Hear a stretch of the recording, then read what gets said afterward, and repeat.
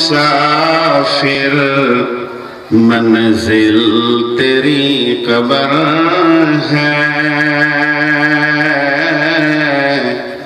طے کر رہا ہے جو تو یہ 2 دن کا سفر ہے دنیا کے اے مسافر منزل تیری قبر ہے طے کر رہا ہے جو تو یہ 2 دن کا سفر ہے یہ اونچے اونچے محلے کچھ کام کے نہیں یہ عالیشان بنگلے کچھ کام کے نہیں 2 گز زمین چھوٹا سا تیری گھر ہے پھر بھی تو کیوں اس سے بے خبر ہے دنیا کے مسافر منزل تیری قبر ہے جب سے بنی ہے دنیا لاکھوں کروڑ آئے جب سے بنی ہے دنیا لاکھوں کروڑ آئے باقی نہ رہا کوئی سب کو مٹی میں شمائے دنیا کے مسافر منزل تیری قبر ہے طے کر رہا ہے جو تو یہ 2 دن کا سفر ہے آنکھوں سے تو نے کتنی مردے دفنے ہاتھوں سے تو نے کتنی مردے دفنے آنکھوں سے تو نے کتنے جنازے دیکھے پھر بھی تو کیوں اس سے بے خبر ہے دنیا کے مسافر শ্রদ্ধেয় সুযোগ্য অত্র এলাকার আপামা জনসাধারণের নির্বাচিত সদরে সভা উপস্থিত সম্মানীয় অতিথিবৃন্দ আকাশের তারকা সাদৃশ্য আলেম ওলামাবৃন্দ সামনে আমার দিনদার ইমানদার মুমিন ভাই সকল প্রজেক্টের মাধ্যমে শুননেওয়ালি মুমিনা মা ও বোনেরা প্রশংসা তো তাঁর যিনি প্রকৃত প্রশংসার দাবি রাখেন তিনি আমাদের আল্লাহ যে আল্লাহ আজকে আমাদেরকে বিভিন্ন প্রান্ত এলাকা গোত্র বংশ জাতি ধর্ম বয়স বর্ণ নির্বিশেষে এক মাদ্রাসা কেন্দ্রিক আয়োজিত মাহফিলে হাজির করেছেন যিনি তিনি আমাদের মাবুদ আল্লাহ যাকে তওবা করার ইচ্ছা করেন আল্লাহ যাকে মাফ করার ইচ্ছা করেন তওবা করার তৌফিকটাও আল্লাহ দেন আর আল্লাহ যাকে হেদায়েত দেওয়ার ইচ্ছা করেন হেদায়েতের মজলিসে বসার তৌফিকটা আল্লাহ দেন এর জন্য আমরা আল্লাহর একটা নগদ তৌফিক পেয়েছি নিয়ামত পেয়েছি এর জন্য আমরা সকলে মুনিবের দরবারে প্রেম জানানোর কণ্ঠে হৃদয়ের ভিতর থেকে একবার শুকরিয়া করি আলহামদুলিল্লাহ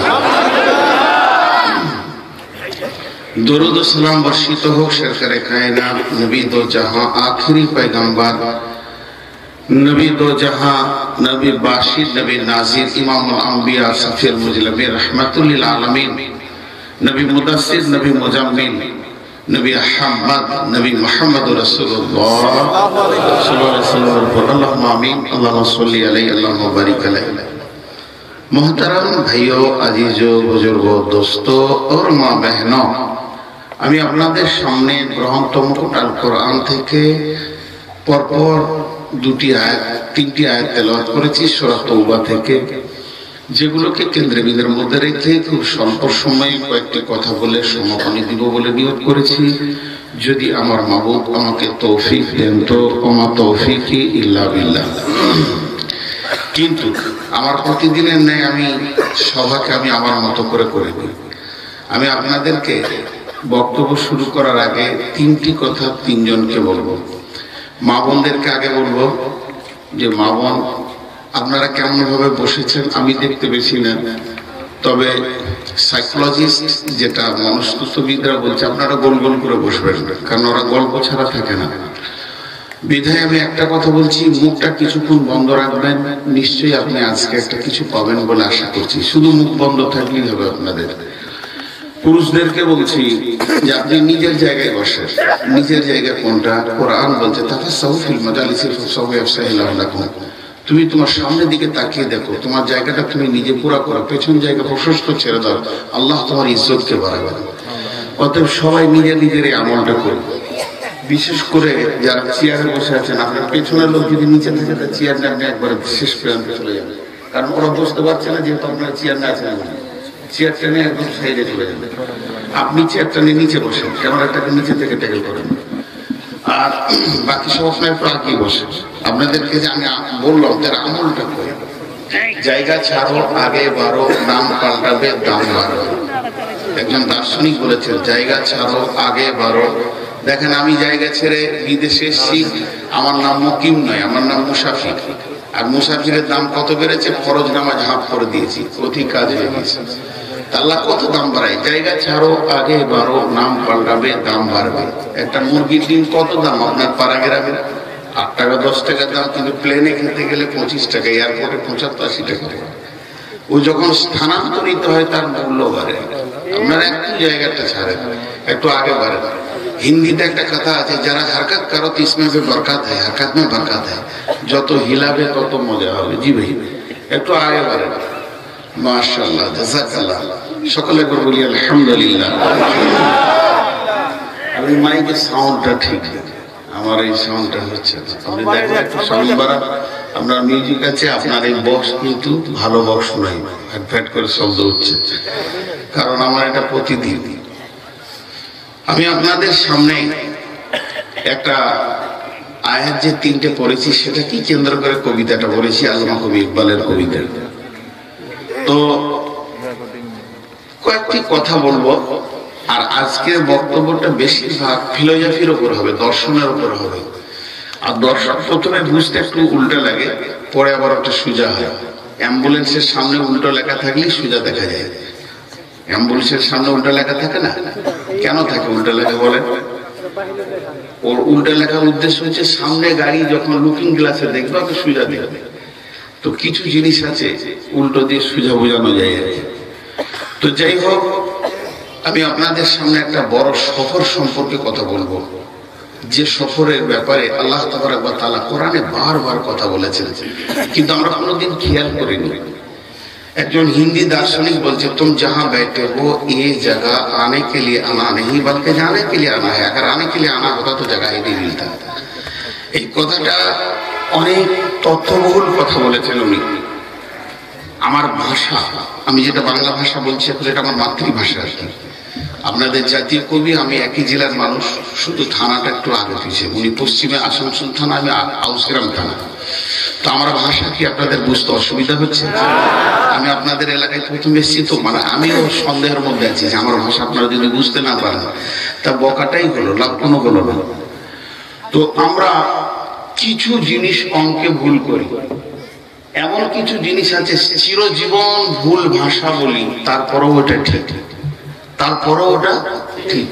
একটা মহিলা রান্না করছেন ভাত, আপনি যদি জিজ্ঞেস করেন খালামা কি করছেন, তো বলবে যে আমি ভাত রান্না করছি। আচ্ছা বলেন, ভাত রান্না করা হয়? ভাত হলে তো খেতে হয়, রান্না যেটা হয় সেটা চাও। কিন্তু এটা চিরজীবন ভুল বলে আসছি, তারপরেও ঠিক, সমাজের কাছে তারপরেও ঠিক। তেমনি আমাদেরকে কিছু জিনিস বিকাশ দিতে পারেনি আজ পর্যন্ত, কোনো বিজ্ঞানীও পারবে না, একমাত্র আল্লাহ ছাড়া পৃথিবীর কেউ এই জ্ঞানটা দিতে পারেনি আর পারবে না। এগুলো যে কত গভীর তত্ত্ববহুল কথা। একটা বাচ্চা ছেলে আজকে জন্ম নিল, 3 দিন পর জিজ্ঞেস করে যাচ্ছে, তো বয়স বেড়ে যাচ্ছে রে, আস্তে আস্তে তোর বয়স তো বেড়ে যাচ্ছে। আসলে কি বয়স বাড়ে? প্রতিদিন ওর বয়স কমে। ওই যে ভিসাটা আল্লাহর কাছ থেকে এনেছে তার প্রতিনিয়ত সেকেন্ডে কমছে। এখন আমি আমাদেরকে একটা ছোট্ট করে প্রশ্ন করব, প্রশ্নটা বুঝে উত্তর দেবেন, না বুঝে দিয়ে দেবেন।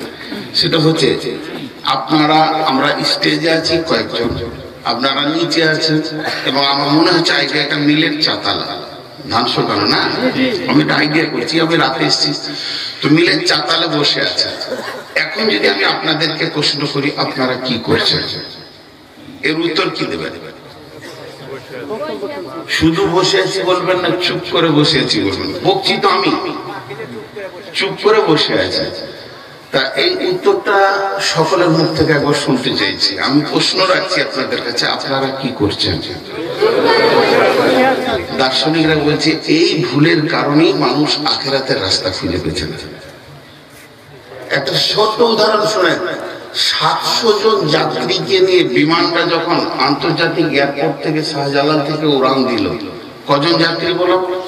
700 যাত্রী নিয়ে জেদ্দাগামী, তার প্রতি ঘন্টায় 600 থেকে 700 কিলোমিটার গতিতে সে দৌড়ছে। এই দিকটা কম বাড়ছে, ওই দিকটা কমছে, এই অবস্থায় সে গতিশীল রয়েছে। আর সেই বিমানের ভিতরে আপনি আমি সকলে বসে আছি হজ উমরার উদ্দেশ্যে। একজন আরেকজনকে জিজ্ঞেস করছি কি করছিস, বলে চুপ করে বসে আছে। উপভোগ করে হেসে ফেলেছে, তুই বসে আছিস, এমন একটা জিনিসের উপরে তুমি আরোহণ হয়েছ, প্রতিনিয়ত তোমার গতি হচ্ছে 500 কিলোমিটার গতিতে, তুমি পশ্চিম দিকে দৌড়ছো, চুপ করে বসে আছো। তো পৃথিবী এমন একটা জায়গা, আমি যেটা হিন্দিতে বললাম, বলছি তুমি প্রতিনিয়ত কবরের দিকে দ্রুতগামীতে দৌড়ছো। पृथ्वी काउके रखेनी या रखबे ना। ये आने की जगह नहीं है, ये आने के लिए आना नहीं बल्कि जाने के लिए आना। পৃথিবীর বুকে এমন কিছু ঘর বানানো হয়, এত কোটি স্কুল আর কলেজ আর মাদ্রাসা নিয়ে চিন্তা করলেন, কিন্তু কোটি কোটি টাকা দিয়ে ঘরগুলোকে বানানো হয়, অথচ মানুষ ওখানে থাকে না, ওখানে যায় স্থানান্তরিত হওয়ার জন্য। এয়ারপোর্টটা বানিয়েছে কেন বলেন? ওখানে বাস করার জন্য, বউ বেটি নিয়ে বাস করার জন্য, পালিয়ে যাওয়ার জন্য। এয়ারপোর্টের মাটিতে পা দেওয়া মানে দেশ ছেড়ে বেরিয়ে চলে যাওয়া।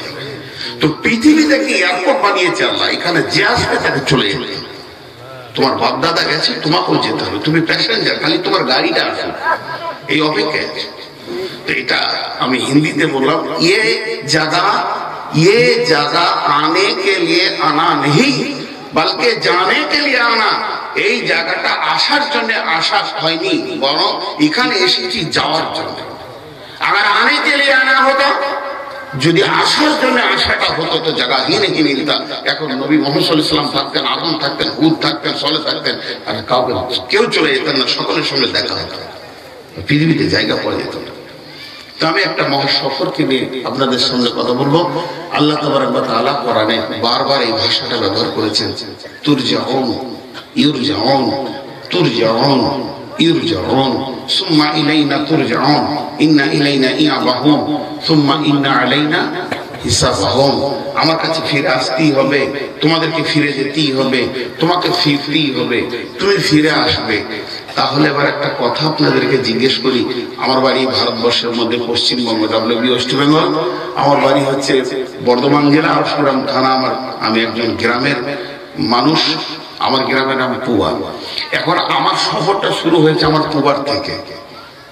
সেই পুবারে যাওয়ার নাম ফিরে যাওয়া। আপনি তো বাংলাদেশের মানুষ, আপনি ফিরবেন কেন? আপনি তো এখানকার। আপনি যদি ইন্ডিয়া যান তাহলে আমি জিজ্ঞেস করবো ফিরবেন কবে। ফিরার শব্দটা মানুষ কখন ব্যবহার করে? তার নিজের গন্তব্যে যাওয়াটাকে, রিটার্ন যাওয়াটাকে, এটাকে ফেরা বলে তো। জি ভাই, এটাকে ফেরা বলে তো। তাহলে আমরা এখানকার কেউ নয়। আল্লাহ বলছে ফিরতে হবে তোদেরকে, তো ফিরতে হবে। তাহলে আমাদের সফরটা কোথা থেকে শুরু হয়েছে এটাকে তো খুঁজে বের করতে হবে।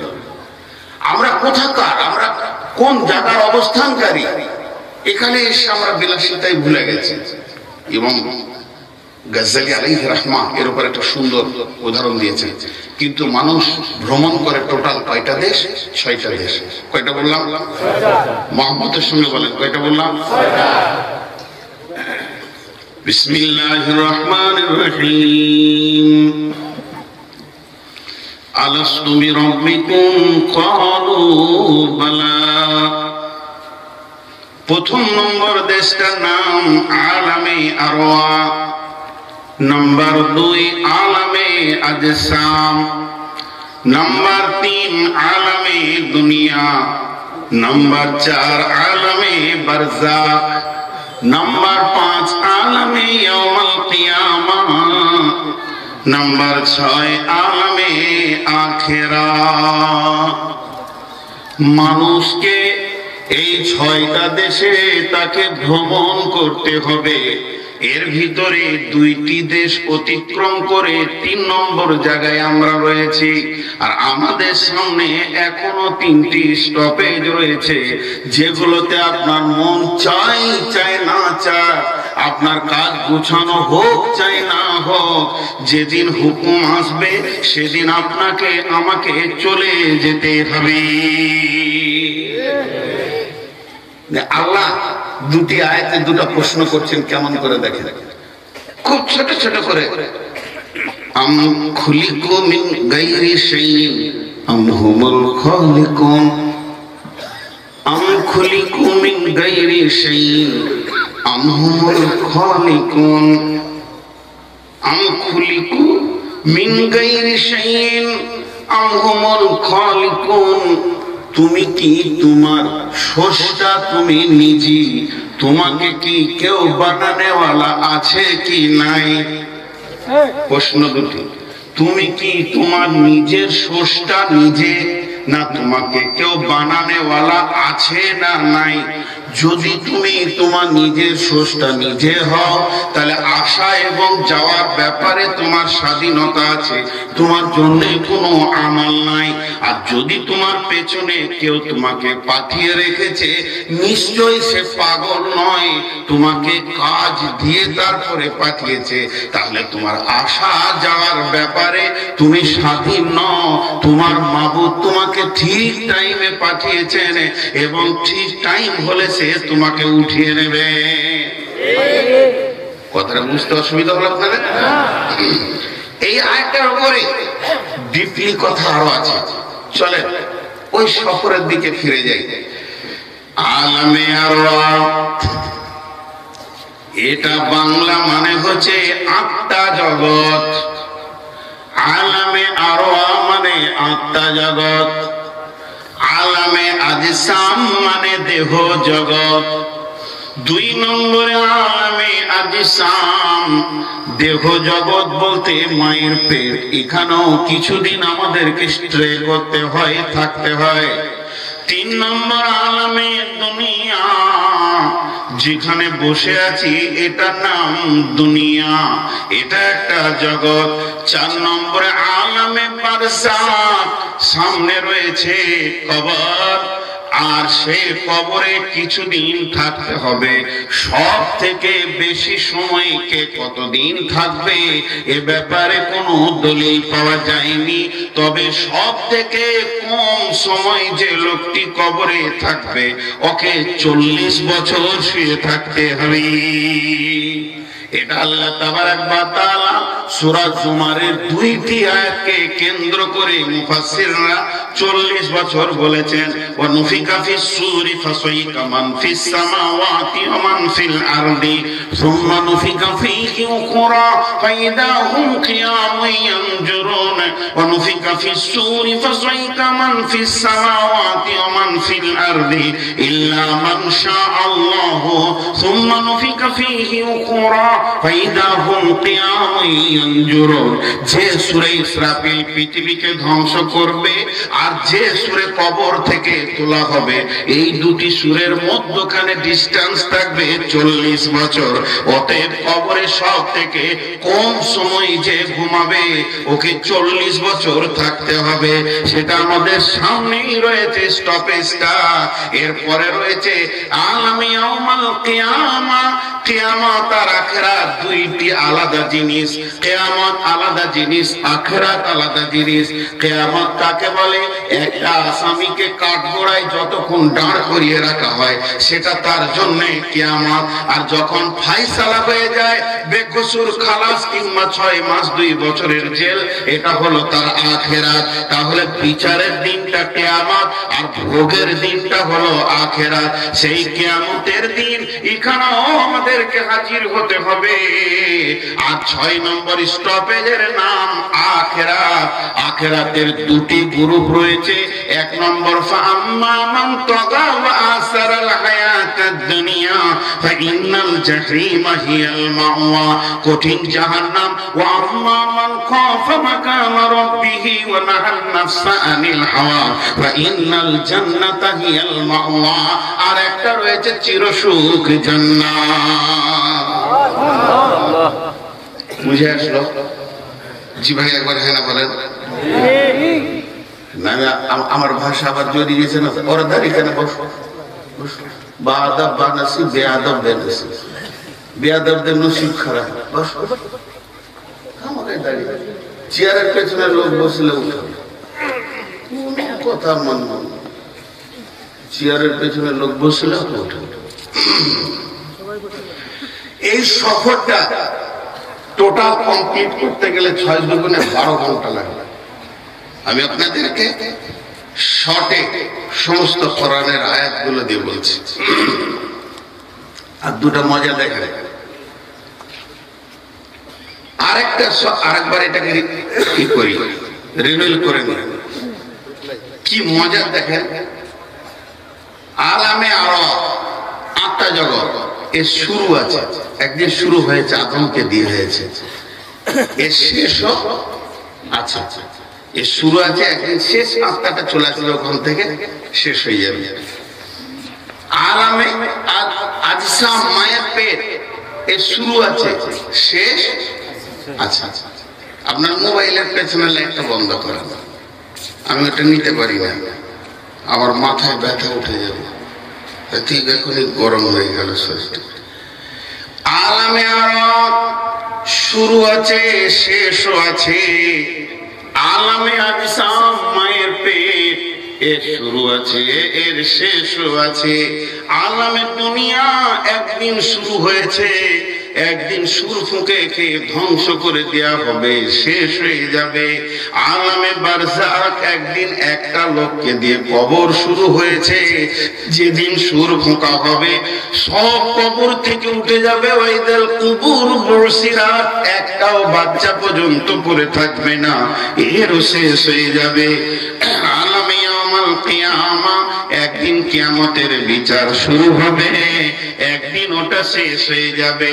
কিন্তু কিন্তু কিন্তু বন্ধুরে, আলামে আখিরাত জান্নাত জাহান্নামের জীবনের শুরু আছে, এর শেষ নাই। বুঝে আসলো? জি। এরপরে ছোট্ট করে আপনাদের কাছে একটা ব্যাখ্যা টানছি। আলামে আরওয়াটা কোথায় আছে, তার অবস্থান কোথায়? ভাইরা আমার, আল্লাহ তাবারাক ওয়া তাআলার 8টি জান্নাত আছে। এই জান্নাতের ভিতরে সব থেকে ভালো উন্নত মানের জান্নাতের নাম জান্নাতুল ফিরদাউস। সেই জান্নাতুল ফিরদাউসের একটি ময়দান আছে, যে ময়দানে আমার আল্লাহ নিজের হাতে আদমের অবয়বকে বানিয়েছিলেন। সেই জায়গাটার নামই আলামে আরওয়াহ। রব্বুল আলামিন আদমকে বানানোর পর তার ভিতরে যখন আত্মাকে সঞ্চার দিলেন, সঞ্চারিত হলো, আল্লাহ রাব্বুল আলামিন তিনার পবিত্র হাতটা আদমের পিঠে রকম করে রাখলেন, আর রাখার পরে বালু যেমন ঝুরঝুর ঝুরঝুর করে নিচে পড়ে ওইভাবে আত্মা পড়তে শুরু করলো। সমস্ত আত্মাগুলিকে কিয়ামত পর্যন্ত যতগুলি মানুষ আসবে এটা টাইম একই সময়ে আল্লাহ বানিয়ে নিয়ে আদমকে বললেন, আদম রে এগুলি তুমি কি দেখছো? ছোট পোকার মতো গিজগিজ গিজগিজ করছে। আদম বললেন, আল্লাহ আপনি ভালো জানেন, এগুলি হলো তোমার সন্তান। কিয়ামত পর্যন্ত পৃথিবীতে যত মানুষ আসবে সবগুলিকে আমি স্টোরেজ করে নিলাম, এক জায়গায় বানিয়ে নিলাম।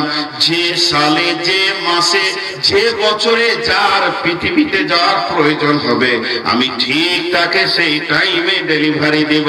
পৃথিবীতে যাবে, সেখানে তারা সফর করবে, আবার আমার কাছে ফিরে আসবে। সেই জায়গাটার নাম হচ্ছে জান্নাতুল ফেরদাউস। এরপরে আমার আল্লাহ ওই জায়গাতে নিজে শিক্ষক হলেন, সেখানে নিজেই মুদারিস হলেন, সেখানে নিজেই মুআল্লিম হলেন এবং সমস্ত মানুষকে আত্মাগুলিকে রেখে শিক্ষা দিলেন।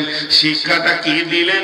আলাস্তু বিরাব্বিকুম ক্বালু বালা, আমি কি তোমাদের প্রভু নয়? আমি কি তোমাদের রব নয়? আমি কি তোমাদের হায়াতময় জীবন গাড়ির মালিক নয়? সেদিনে এমন ক্লাস চলেছে, এমন একটি শিক্ষা হয়েছে, এমন একটা বিষয় নিয়ে পড়াশোনা হয়েছে, স্বয়ং আল্লাহ নিজেই ক্লাস করছেন, তিনি শিক্ষা দিচ্ছেন, তিনি টিচিং দিচ্ছেন, তিনি আমাদের মাস্টার, তিনি আমাদের প্রফেসর। বিশ্ব নবীর মতো ব্যক্তিটা সেদিন ছাত্রের জায়গায় বসে আলাস্তু বিরাব্বিকুম ক্বালু বালা শুনছেন। অতএব বন্ধুরে, সেইটা দার্শনিকেরা আলামে আরওয়ার আর একটা নাম দিয়েছে দারুল ইলম, মানে জ্ঞানের জায়গা, জ্ঞানের উৎস। পৃথিবীতে যত ভার্সিটি কলেজ আছে সব ফেলিওর হয়ে যাবে ওই স্কুলের কাছে যেখানে আল্লাহ নিজেই মাস্টার হয়ে পড়িয়েছেন। আলাস্তু বিরাব্বিকুম ক্বালু বালা। জি, শিক্ষার শুরু কি? মহব্বতের সঙ্গে বলি, শিক্ষার শুরু কি? আল্লাহ। শিক্ষার শুরু কি? শিক্ষার শেষ কি? আল্লাহ। আমাদের জিন্দেগির পরীক্ষা কোথায়? কবর। ওর নাম হচ্ছে দারুল ইমতিহান, পরীক্ষার হল। ওখানে প্রথম প্রশ্ন কি হবে? যা শিখিয়েছেন আল্লাহ তা প্রশ্ন করবে। শিক্ষার সঙ্গে প্রশ্নের কতটা মেল আছে বলেন? যে শিখিয়েছেন তা প্রশ্ন করবেন। আলাস্তু বিরাব্বিকুম, তো আল্লাহর নিজের নাম আল্লাহ, আল্লাহর একটাই নাম আল্লাহ। আর বাকি যে 99টি নাম, ওটার নাম নয়, ওটা সিফাতি নাম, গুণ। নাম আর গুণ আলাদা জিনিস। জি, নাম আর গুণ আলাদা। আমাকে অনেকে বর্ধমানি বলে, আমার নাম তো নূর মোহাম্মদ, কিন্তু ডাকে শর্টেই বর্ধমানি। আমি বুঝি যে আমার কি বলছে। তো বর্ধমানিটা আমার নাম নয়, এই হুজুর এটা নাম নয়, এগুলো গুণ, সিফাত, জাত আর সিফাত। আল্লাহর একটাই নাম আল্লাহ। আল্লাহ রহমান, আল্লাহ রহিম, আল্লাহ রাজ্জাক, আল্লাহর গুণ। তো আল্লাহ সব গুণগুলিকে বাদ দিয়ে রবটা শিখালেন কেন? আল্লাহ নিজের নামটা বলতেই পারতো, আমি কি তোমাদের আল্লাহ নয়? আমি কি তোমাদের আল্লাহ নয়? আমি কি তোমাদের আল্লাহ নয়? এ কথা না বলে আল্লাহ বললেন, আমি কি তোমাদের রব নয়? রব শব্দটাকে আল্লাহ ধরলেন কেন? বন্ধুরা আমার, আল্লাহ তাবারাক ওয়া তাআলা মানুষ হিসেবে আমাদেরকে পৃথিবীর বুকে পাঠিয়েছেন, আমরা মানুষ হয়ে এসেছি। কিন্তু সব মানুষ সাইডে এক, মাথাতে এক, চোখেতে এক, কানেতে এক, আর হাত পাতে এক, কিন্তু ডিগ্রিতে সব পার্থক্য। কেউ মাস্টার, কেউ প্রফেসর, কেউ মৌলানা, কেউ মুফতি।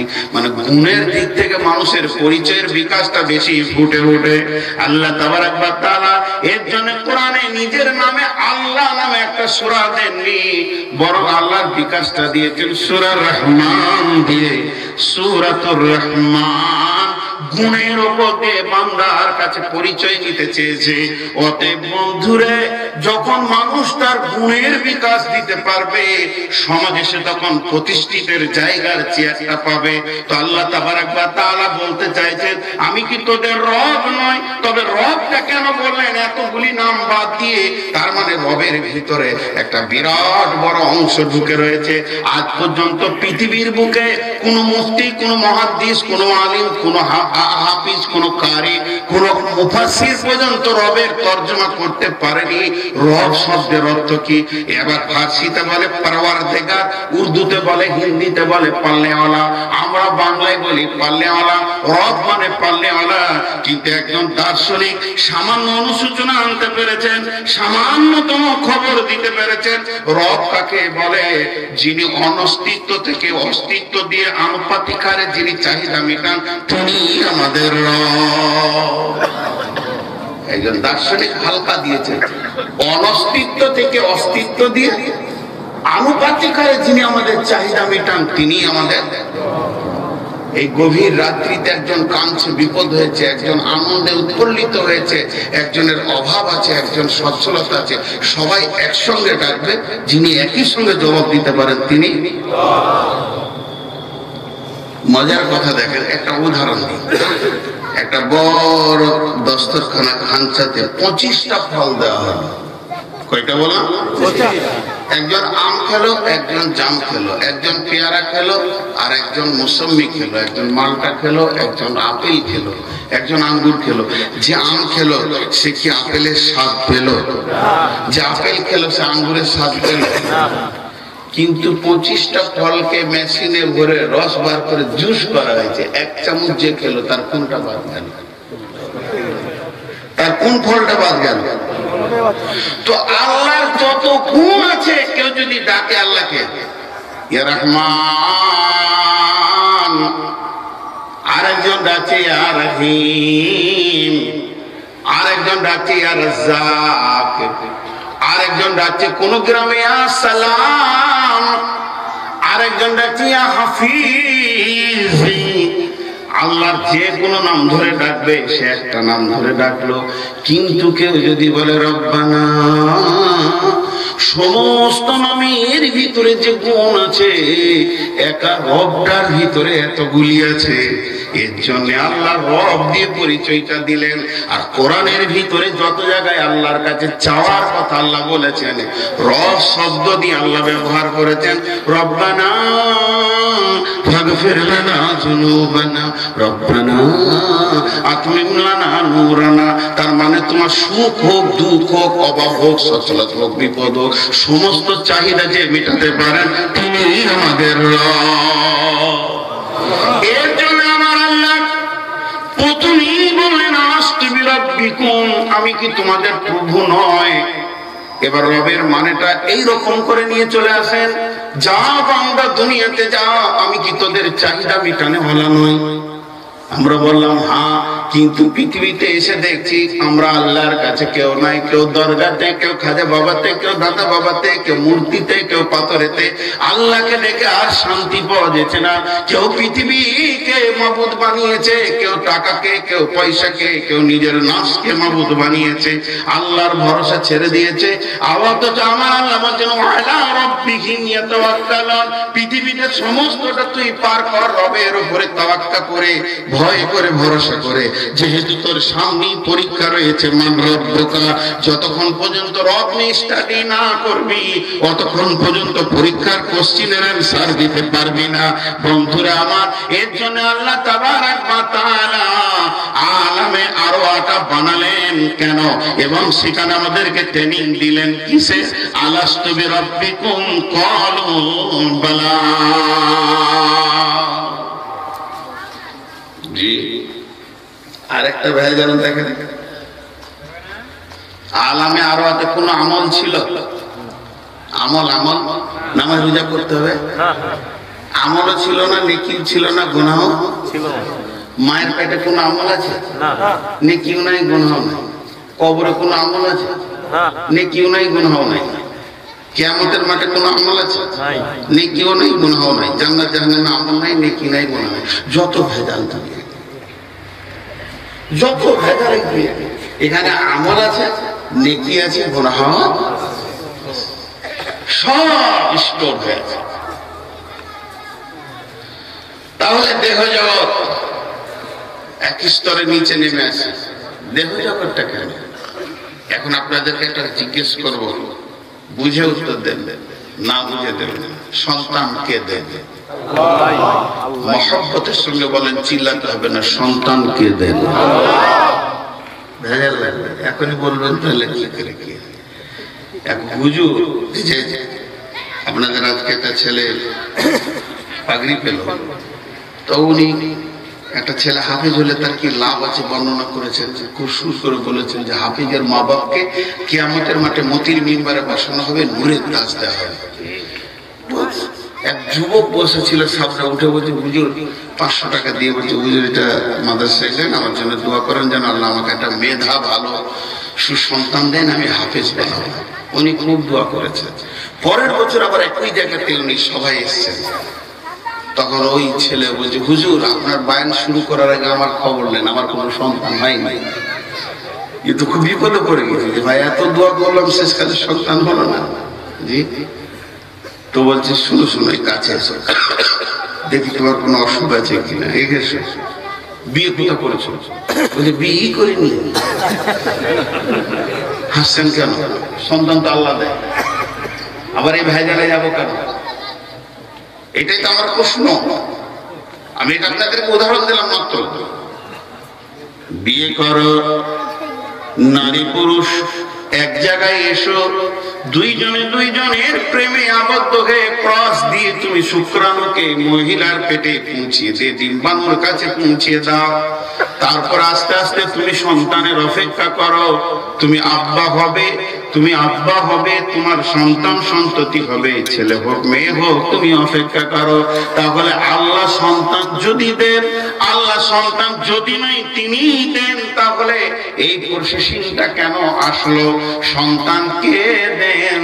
সকলে বলছি আল্লাহ। তাহলে বিয়ে করার দরকার কি আছে? স্ত্রী বানানোর দরকার কি আছে? স্ত্রীকে সঙ্গে নেওয়ার দরকার কি আছে? বন্ধুরা আমার, সন্তানের মালিকটাকে, এর জন্য দেহকে বলা হয়েছে আলামে আজসাম। এটা হলো দেহ জগৎ। এখানে আবার তত্ত্ববহুল, এখানে একটা আপনার ফিলোসফি ঢুকে রয়েছে, দর্শন তত্ত্ব ঢুকে রয়েছে। ছোট্ট একটা উদাহরণ দিব। মাঝে একটা কথা জিজ্ঞেস করেছি, বিরক্ত লাগছে না? আস্তে আস্তে আলামে আরো থেকে আপনাদেরকে আখিরাতের দিকে নিয়ে যাচ্ছি। আজকে বায়ানটার যদি বলেন, এর বায়ানটা আজকে বিষয় কি? তো একটা সফর। দুনিয়াকে মুসাফির মঞ্জিল তেরি কবর হ্যায়। এই মোর হাতে কোদাল ধরিয়া কঠিন মাটির তলে গাড়িয়া দিয়েছি কত সোনা মুখ নয় চোখের জলে। মাটিরে আমি বড় ভালোবাসি, মাটিতে মিশাইয়াবো। আয় আয় দাদু, গলা গলি ধরি কেঁদে যদি হয় সুখ। এইখানে তোর বাপজি ঘুমায়, এইখানে তোর মা। কাঁদছিস তুই কি করবি দাদু, পরাণ যে মানে না। ধরণীর বুকে যত আশা আর চিন সম্পদ যত, তোমারই মাটিতে মিশাইয়া যাবে হায় আমার দেহের মতো। কতজনে এসে স্নেহ মমতায় ডাকিবে নামটি ধরে, কতজনে এসে স্নেহ মমতায় ডাকিবে নামটি ধরে। কত বন্ধুর স্মৃতির অশ্রু ঝরিবে তোমার পরে। সারা নাই পেয়ে ফিরে যাবে তারা আমাকে পেছনে রেখে। তুমি হাসিবে সবার কাঁদায়া, সবার অশ্রু মেখে। একটি সকাল একটি বিকাল, একটি সকাল একটি বিকাল কাটেনি যাদের ছাড়া। ভাবিতে পারিনি কেমনেতে হয় পর হয়ে যাবে আজ তারা। যেমনি একা একই আসিনু ভাবে একা একই যাব, যেমনি একা একই আসিনু ভাবে একা একই যাব। বিদায় কালে পথের সাথী কোথায় কোথায় গো পাব, তুমি মোর সাথী চির জনমের অগ কবর গাহের মাটি। দুনিয়া সব সম্পদের চেয়ে তোমার জেনেছি খাঁটি অগ কবর গাহের মাটি। আমরা ওই গতিশীল ব্যক্তি সেই দিকেই হাঁটছি। পৃথিবীতে যেগুলো দেখছেন ডিগ্রি, মৌলানা, মুফতি, মুহাদ্দিস, এই যে রাজনৈতিক মহলে মন্ত্রী, চেয়ারম্যান, সচিব যা বলেন সব কিন্তু এগুলো নকল। মিছে ডিগ্রি, মিছে ভালোবাসা, মিছে প্রেম প্রীতি, মিছে বড় আশা, কিছুই তোমার রবে না। পৃথিবী আমাদের আসল ঠিকানা নয়, মত একদিন মুছে দেবে হয় সকল রঙিন পরিচয়। পৃথিবী আমাদের আসল ঠিকানা নয়, সব মিছে হয়ে যাবে, একদম সত্য এটাই হবে। পরিচয় যদি কেউ সিনা উঁচু করে দিতে পারে আমি আল্লাহর গোলাম, রাসূলের উম্মত, ফেরেশতারা এক্সপেক্ট করবে ঠিক আছে। কি দরকার বলো, পানি দরকার না শরবত দরকার? এই পরিচয় নিয়ে যদি কেউ যেতে না পারে এ ধোঁকাই কেটে যাবে। এর জন্য বলা হচ্ছে প্রকৃত সার্টিফিকেট তো আল্লাহ দেবে, কামিয়াবি সার্টিফিকেট তো আল্লাহ দেবে। তো হেরা আমার দেহতে একবার ফিরে যায়, দেহের ভিতরে কি রয়েছে? জি আত্মা, এই যে মায়ের পেট, এখানটা তার সন্তানকে দেন। এবার কিন্তু সুরটা হালকা হয়েছে, আগে যেমন জোরে বলেছিল হিম্মত ওটা একটু কমেছে, যে হুজুর তো ভেজাল লাগিয়ে রেখেছে, আবার যদি জোরে বলি তাহলে আরো ভেজালে করবো নাকি, তা থেকে হালকা করে। জি সন্তান আল্লাহ, সন্তানকে দেন, এটা প্রমাণটা দিয়ে দিই। তাহলে এইটা কি হলো? বাপের অমূল্য ধনটা, পুরুষের অমূল্য ধনটা কোথায় যায়? নারীর সম্পদটা কোথায় যায়? নারী পুরুষের সম্পদটা কি কাজে লাগে? তাহলে একটা ছোট্ট উদাহরণ দেব। আপনাদের এলাকার নাম ভুলে গেছি আমি, খালি সকাল থেকে দেখি আশুলিয়া, ধামরাই বলছে নাকি আবার, যাই হোক ধামরাই। মনে করেন ইনি আমার অপরিচিত মানুষ, তাও এখন পরিচিত মুসলিম ভাই, ইনি একটা দরখাস্ত দিয়েছেন সোনালী ব্যাংকে। দরখাস্ত কি দিয়েছেন? যে আমাকে একটা ইন্ডিয়ান টাটা কোম্পানি ভালো 10 চাকার ট্রাক দেওয়া হোক। 18 চাকার ট্রাক হয়েছে, এখন দেওয়া হোক 22 চাকার হয়ে গেছে, 22 চাকার ট্রাক দেওয়া হোক। বাস উনি দরখাস্ত দিয়েছেন, 20 লাখ টাকা ডাউন করেছেন, পেমেন্ট দিয়েছেন, বাকি ফাইন্যান্স করবেন সোনালী ব্যাংক থেকে। ঠিক 15 থেকে 20 দিনের মাথায় ওনার বাড়িতে ব্যাংক থেকে নোটিশ আসলো যে হুজুর আপনি আপনার ট্রাক নিয়ে যান। উনি গেলেন ট্রাক আনতে ব্যাংকে, ব্যাংকে ট্রাক আনতে গেলেন, একটা ড্রাইভার নিয়ে গেলেন, দক্ষ ড্রাইভার। এখন আমি আপনাদেরকে জিজ্ঞাসা করছি, যে ট্রাকটা ব্যাংক দেবে ওই ট্রাকে ইট আসবে, বালু আসবে, পাথর আসবে? কেন আসবে না? বডি নেই, বডি আছে, খালি চেঁচিস আর কি দেবে? ইঞ্জিন আর চাকা দিয়েছে। ওটাকে নিয়ে আসতে হবে কোথায়? গ্যারেজের সামনে। গ্যারেজ ওয়ালা আপনাকে ক্যাটালগ দেখাবে যে আপনি কেমন বডি নেবেন, এর উপরে যে বডিটা আপনি পছন্দ করবেন ওই বডিটা ওর উপরে ফিটিং হয়ে যাবে, এরপর ওটাতে মাল পাওয়া যাবে। যাবে কি যাবে না? তাহলে ব্যাংক, তারপরে ওই গাড়িটাকে উনি নিয়ে আসলেন মাদ্রাসার সামনে, 5 কেজি মিষ্টি এনে গ্রামের ছেলেদেরকে খাওয়াচ্ছে, বলছে দোয়া করো মুসল্লিদেরকে। তো সবাই জিজ্ঞেস করছে যে ট্রাকটা কোথায় পেলেন? উনি বলছে সোনালী ব্যাংক দিয়েছে। আচ্ছা বলেন, ব্যাংক যেটা দিয়েছে সেটা দেখতে পাওয়া যাচ্ছে? সেটা ভিতরে ঢুকে আছে। ওটা যদি দেখতে হয় তাহলে নিচে শুতে হবে মাদুর সঙ্গে, ঠিক না বলবো?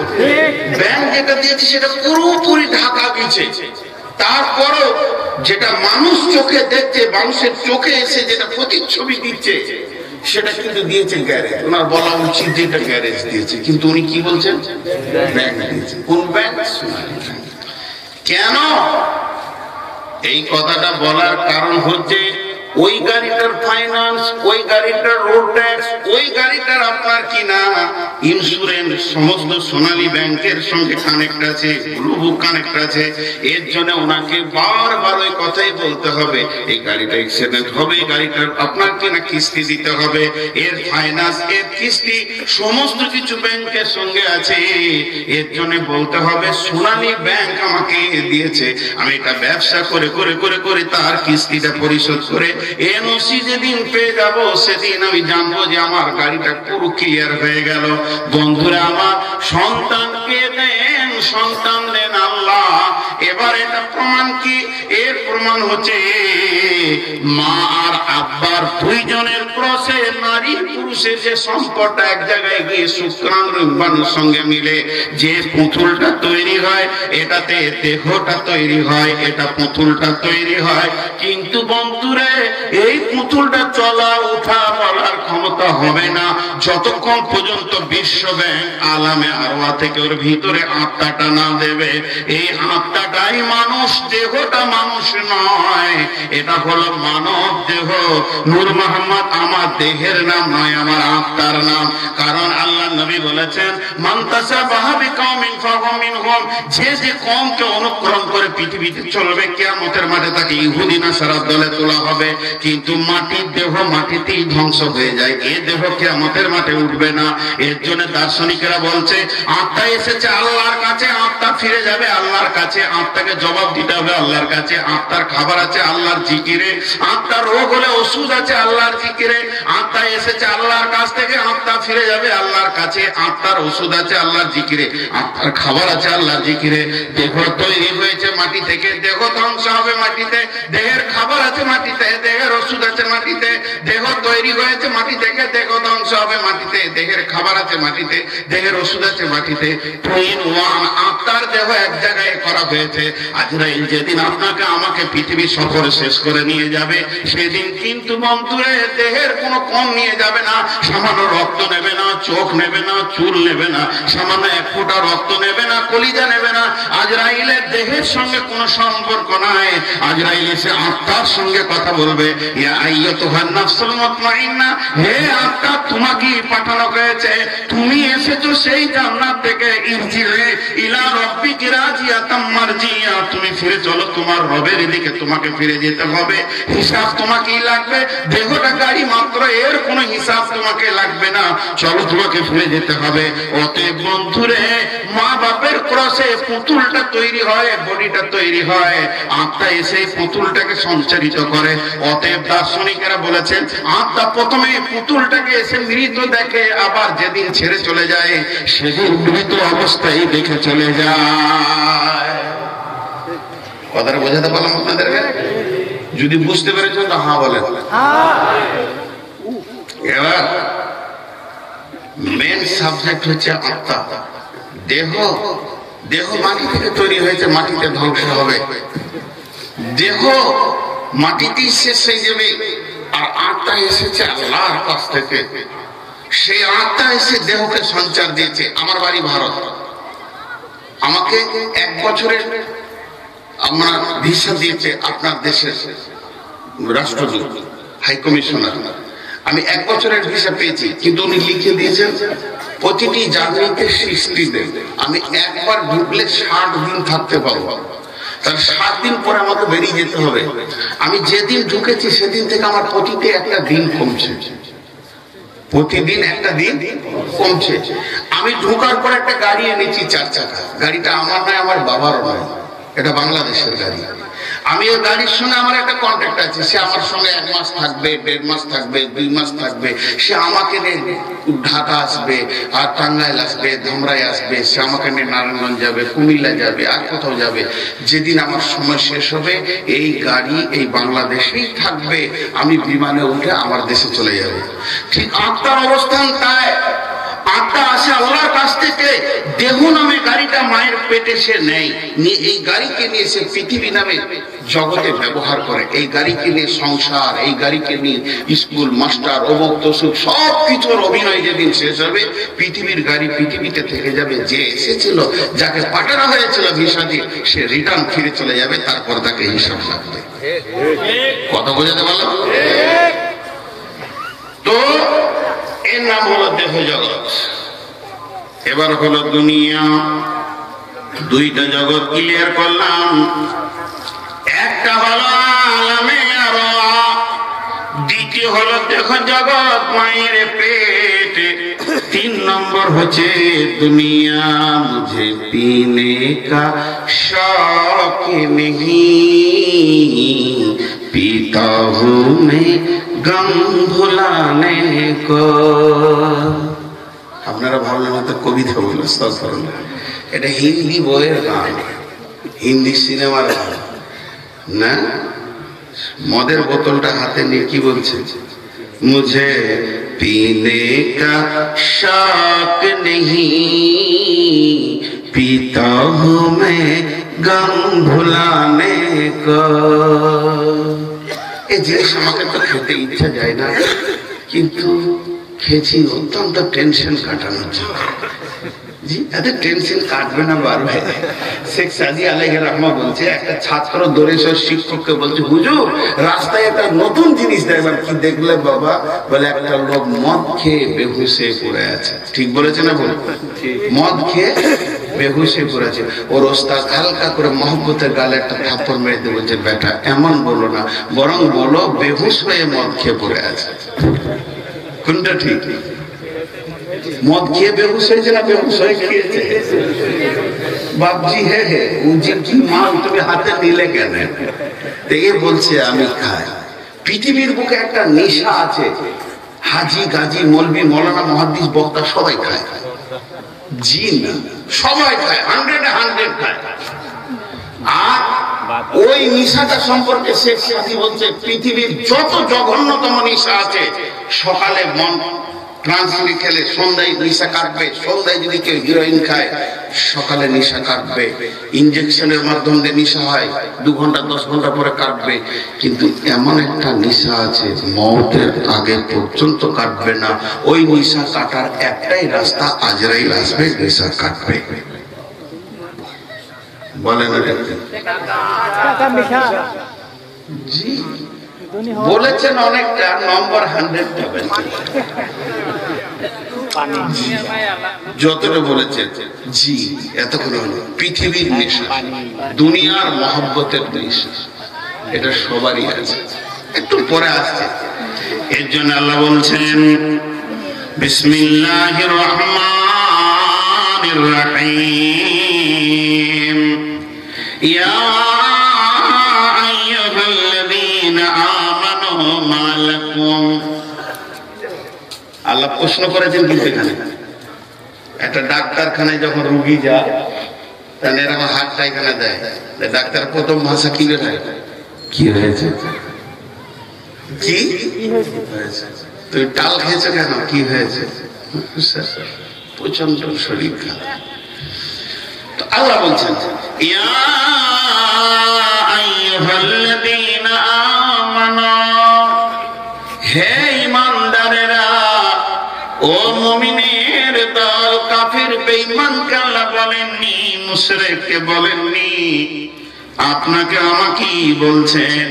বলছে মালাকুম, কি হয়েছে তোমাদের, ইদা কিলা লাকুম ফিরু ফি সাবিলিল্লাহি তাকালতুম ইলাল আরদি আরাজিতুম বিল হায়াতিদ দুনিয়া মিনাল আখিরা ফামা মাতাউল হায়াতিদ দুনিয়া ফিল আখিরাতি ইল্লা কালিল। আমার আল্লাহ বলছেন, ইয়া আইয়ুহাল্লাযীনা আমানু, হে মুমিনের দল, মা লাকুম, কি হয়েছে তোমাদের, ইদা কিলা লাকুম ফিরু ফি সাবিলিল্লাহি, যখন তোমাদেরকে আল্লাহর দিকে ডাকা হয়, এসো এসো মসজিদে এসো, এসো এসো মাদ্রাসায় এসো, এসো নামাজে এসো, রোজাতে এসো, হজেতে এসো, উমরাতে এসো, দানেতে এসো, যখন তোমাদেরকে আল্লাহর দিকে ডাকা হয়, হিজ্জাকালতুম ইলাল আরদি, গাছ যেমন তার শেকড়কে দিয়ে জমিনকে ধরে আছে, তুমি জমিনকে আঁকড়ে ধরে বসে যাও কেন? তুমি যেতে পারো না কেন? আজান শুনে পৌঁছাতে পারো না কেন? কি হয়েছে তোমাদের?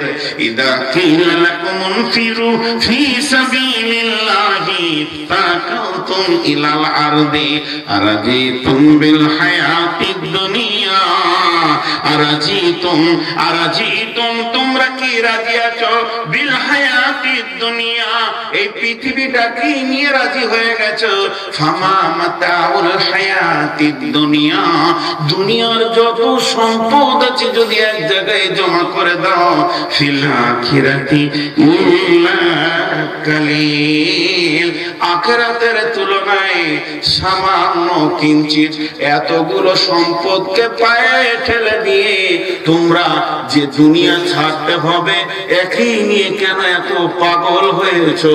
আল্লাহর ডাকে কেন সাড়া দিতে পারো না?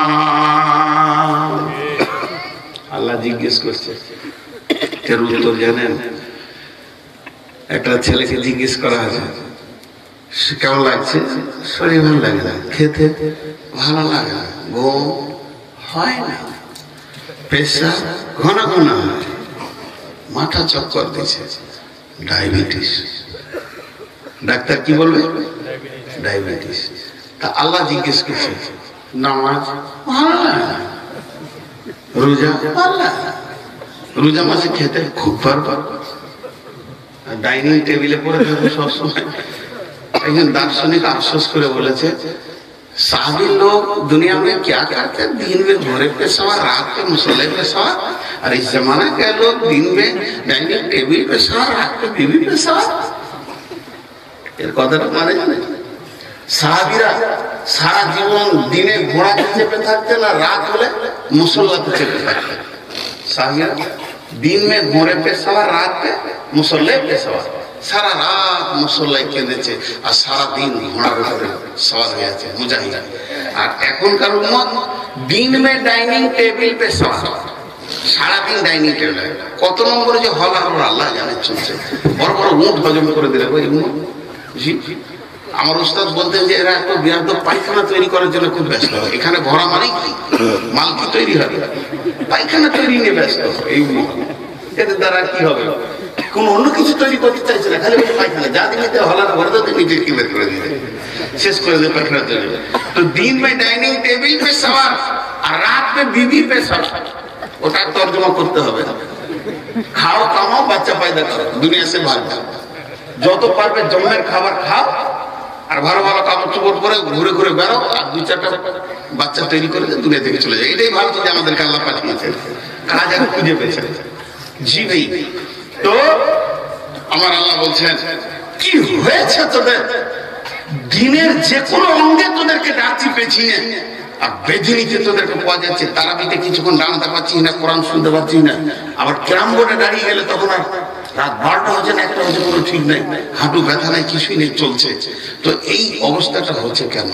আল্লাহ বলছেন কেন হচ্ছে জানিস? তোর একটা নেশা খেয়েছিস। আরাজিতুম বিল হায়াতিদ দুনিয়া, তোদের কাছে আখিরাতটা ধোঁয়াশা হয়ে গেছে, পরকালটা ধোঁয়াশা হয়ে গেছে, রামায়ণ মহাভারতের গল্পের মতো হয়ে গেছে। সাহাবীদের ওই পাটটা ছিল পরিষ্কার, পৃথিবীটা ছিল ধোঁয়াশা। তোদের পৃথিবীটা হয়ে গেছে পরিষ্কার, ওই পাটটা হয়ে গেছে ধোঁয়াশা। এর জন্য তোদেরকে দাঁড়াতে ভালো লাগছে না, নামাজের কাতারে রোজাতে তোদেরকে ভালো লাগছে না। আর আজিতুম বিল হায়াতিদ দুনিয়া, তোরা কি রাজি হয়ে গেছিস দুনিয়াটাকে নিয়ে? ফামা মাতাউল হায়াতিদ দুনিয়া ফিল আখিরাতি ইল্লা কালিল। দুনিয়ার যত সম্পদ আছে আখিরাতের তুলনায় সামান্য কিঞ্চিৎ। জি, একটা ঘোড়াকে বলে সওয়ারি, আর যে চেপে থাকে সে সওয়ার। প্যাসেঞ্জার আর ঘোড়া সাদা করে বাংলায় বলি। ঘোড়াটা হচ্ছে যুদ্ধের ঘোড়া। যুদ্ধের ঘোড়া আপনাদের দেশে আছে? আছে, থাকবে। আমাদের দেশে আছে। কলকাতা ইডেন গার্ডেনে প্রতিদিন সকালে দেখা যায় যারা গেরিলা সৈন্য, ওরা প্রতিদিন ঘোড়া নিয়ে করবে ইডেন গার্ডেন ময়দানে। আমরা দেখেছি যখন কলকাতায় যাই, দেখতে পাই। তো এই যুদ্ধের ঘোড়া একদম উঁচু, সেই রকম তার বডি। এই ঘোড়াতে একটা ডায়াবেটিসের রোগী যে হসপিটালে 8 মাস গিয়েছিল, ওকে যদি চাপিয়ে দেওয়া হয়, ঘোড়ার মতে ওই প্যাসেঞ্জার যাবে না প্যাসেঞ্জারের মতে ঘোড়া যাবে? কে কার মতে চলবে? ঘোড়ার মতে প্যাসেঞ্জার যাবে। আর যদি সৈন্যের মতো পুরুষ আর দুর্বল ঘোড়া হয়, কে কার মতে চলবে? সৈন্যের মতো ঘোড়া চলবে। দেহ হলো ঘোড়া, আত্মা হলো তার প্যাসেঞ্জার, ড্রাইভার। সারাদিন দেহকে নিয়ে যত চর্চা, সাবান, কাপড়, তেল, এবার বডি স্প্রে, খাওয়া, মুরগি, মাছ, মাংস, খাসি, আত্মার ব্যাপারে কোনো খোঁজ খবর নাই। না তেলাওয়াত, না জিকির, না আল্লাহ ধ্যান। আত্মা এখন দুর্বল হয়ে গেছে আর দেহ সবল হয়ে গেছে। দেহ পৃথিবীর সঙ্গে বেশি টান মানবে, কারণ এই মাটি থেকে তৈরি।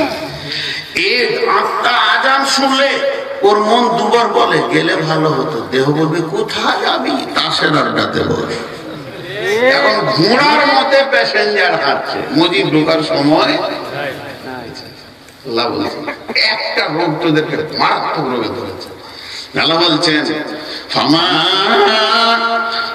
মাতাউল হায়াতিদ দুনিয়া ফিল আখিরাতি ইল্লা কালিল। দুনিয়ার যত সম্পদ রয়েছে, দুনিয়াতে যত মাল রয়েছে, যদি তোমরা একটা জায়গায় জমা করে দাও, আমি আল্লাহ তোমাদেরকে খবর দিচ্ছি, শুনে নাও, আখিরাতের তুলনায় সামান্য কিঞ্চিত।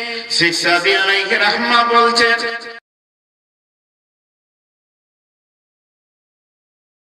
आए बिरादर नुमानत बकर दिलंदार जहां फारी बंदोबस्त मकुम तके एबर उम्र के दुनिया पोस्ट के बेसियर कासे से तू परवर तकुस चुआंगे रफ्तान कुना जाने पाक चबर तक मुर्दाने चबर रुए खाक जहां आए बिरादर नुमानत बकर दिलंदार जहां फारी बंदोबस्त मकुम तके एबर उम्र के दुनिया पोस्ट के बेसियर कासे से तू परवर तकुस चुआंगे रफ्तान कुना जाने पाक चबर तक मुर्दाने चबर रुए खाक।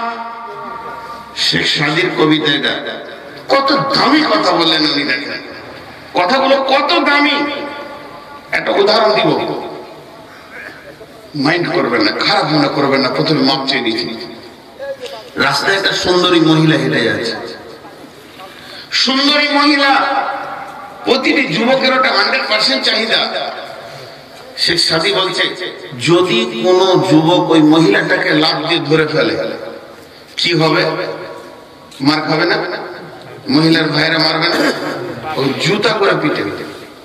জি শেখ সাদি বলছে বন্ধুরা, যদি সুন্দরীকে দেখে তুমি লাফ দিয়ে ধরতে যাও, তাহলে আর ভাইরা আর বাপ আছে, আত্মীয় আছে, এলাকা আছে, তোমাকে বেইজ্জতির মার মারবে।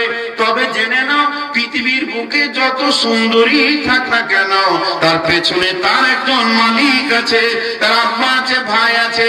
যদি ওই মেয়েটি তোমার প্রয়োজন হয়, তো ওকে ধরা বাদ দিয়ে ওর বাপের গলাটা জড়িয়ে ধরো, তাহলে দেখবে ওটা তোমার কম্বলের নিচে আসবে, আর ওর ভাইয়েরা যারা মারছিল তারা তোমার শালা বাবু হবে। রাস্তাটা ক্লিয়ার হয়ে যাবে। শেখ সাদি বলছে পৃথিবী যদি তোমাদেরকে ভালো লাগে, তো পৃথিবীকে লাফ মেরে ধরতে যেও না, ফেরেশতারা মেরে মেরে জুতিয়ে তোমাকে জাহান্নামে ভরবে। পৃথিবী যদি তোমাকে ভালো লাগে, পৃথিবীর যে মালিক আল্লাহ, তাকে লাফিয়ে তুমি গলাটা জড়িয়ে ধরো, তোমাকে পৃথিবীর হিরো বানিয়ে দেবে। পৃথিবীতে একটা মালিক আছে। শেখ সাদি বলছে ওকে ধরে পাগলের দল।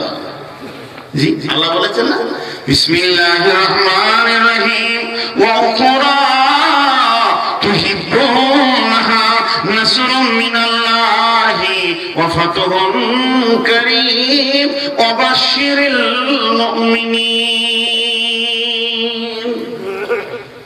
তোরা আমাকে রাজিরা, পৃথিবী তোদেরকে সুসংবাদের করে দেব, তোদের অনুগত করে দেব। আজকে মানুষ মায়ানমারে মুসলমানদেরকে মারছে, কাটছে, দেশ বিদেশে সব জায়গায় চলছে, আমাদের দেশেও চলছে, বিভিন্ন জায়গায় চলছে।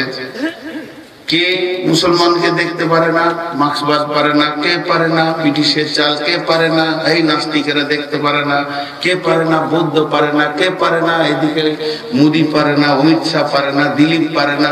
আরে আপনি আপনার দেশের মন্ত্রীর নাম করে বলছেন তিনিও আমাদেরকে দেখতে পারেন না। এত ভেজাল বাদ দেন, সহজ অঙ্ক করে এর যোগফলটা বের করলেন, মুসলমানদের উপরে আল্লাহই নারাজ। লোককে কেন দোষ দেবেন আপনি? এখানে কারো ক্ষমতা আছে যে উঠে বলি আমার উপর আল্লাহ এখন 100% আমার ব্যবহার, আমার আচরণে, আমার আমলে আল্লাহ রাজি আছে? তাহলে মার খাবে না কেন? মেন জায়গাতেই গোলমাল হয়ে আছে। এরা দুনিয়াকে লাফিয়ে জড়িয়ে ধরেছে, আল্লাহ লাভ করছে। বিশ্বনবী বলেছেন, উম্মতরে শুনে নাও, তোমাদেরকে দুইটি রোগে পঙ্গু করে দিবে, আর ওই দুটি রোগ যখন আমার উম্মতকে ধরবে তখন বিশ্বের দুর্বল এদেরকে লাত মারবে। দলদলেতে পড়েছে হাতি, মশাতে মারছে লাঠি। উমারের বংশের লোক লাভ খেয়েছে। সেই দলদলেটা কি? নবীজি বলছেন, হুব্বুদ দুনিয়া কারাহিয়াতিল মউত, হুব্বুদ দুনিয়া কারাহিয়াতিল মউত। যখন তোমাদেরকে পৃথিবীর প্রেম তোমাদেরকে গ্রাস করে নেবে আর আখিরাত থেকে তুমি দূরে সরে যাবে, মওতকে তোমাকে ঘৃণা লাগবে, মরতে বললেই তুমি টেনশনে পড়ে যাবে, সেই দিন জেনে নাও তোমাকে তোমার থেকে দুর্বলেরা, নাস্তিকেরা তোমার মুখে লাত মারবে, তোমাকে আহা করা আর কেউ থাকবে না। আর আমার আল্লাহ বলছে, তোদের সঙ্গে ওয়াদা করছি পৃথিবী, ওয়াদাল্লাহুল্লাযীনা আমানু মিনকুম ওয়া আমিলুস সালিহাতি লা ইস্তাগলিফান্নাকুম ফিল আরদি কামা ইস্তাগলাফাল্লাযীনা মিন কাবলিকুম। আমি আল্লাহ ওয়াদা করছি, তোরা কারো দিকে এত যাস না, এর কাছে যাস না, ওর কাছে যাস না, এর দরবারে যাস না, ওর দরবারে যাস না, বরং আমার কাছে এসে আমাকে রাজি করে নে। আর আমাকে যদি রাজি করে নিতে পারিস তো আমি আল্লাহ বলছি পৃথিবীর সমস্ত নেতাদেরকে তোদের খিদমতে আমি লাগিয়ে দেব। আল্লাহ সূরা নূরে বলেছে। কিন্তু আসলে আমাদের ঘটনা কি? ওই পৃথিবী। আর আল্লাহ বলছেন, ফামা মাতাউল হায়াতিদ দুনিয়া ফিল আখিরাতি ইল্লা কালিল। ইল্লা কালিলটা একবার মাপি।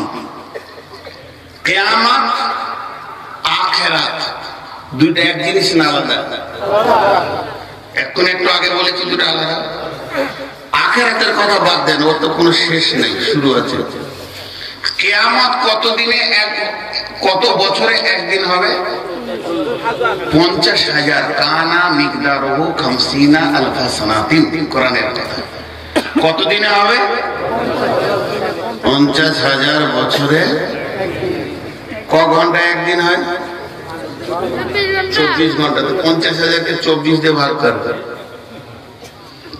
যে ভাগফলটা দাঁড়াবে ওটাকে 60 দিয়ে ভাগ করবে, তাহলে মিনিটে চলে আসে। পৃথিবী 37 বছর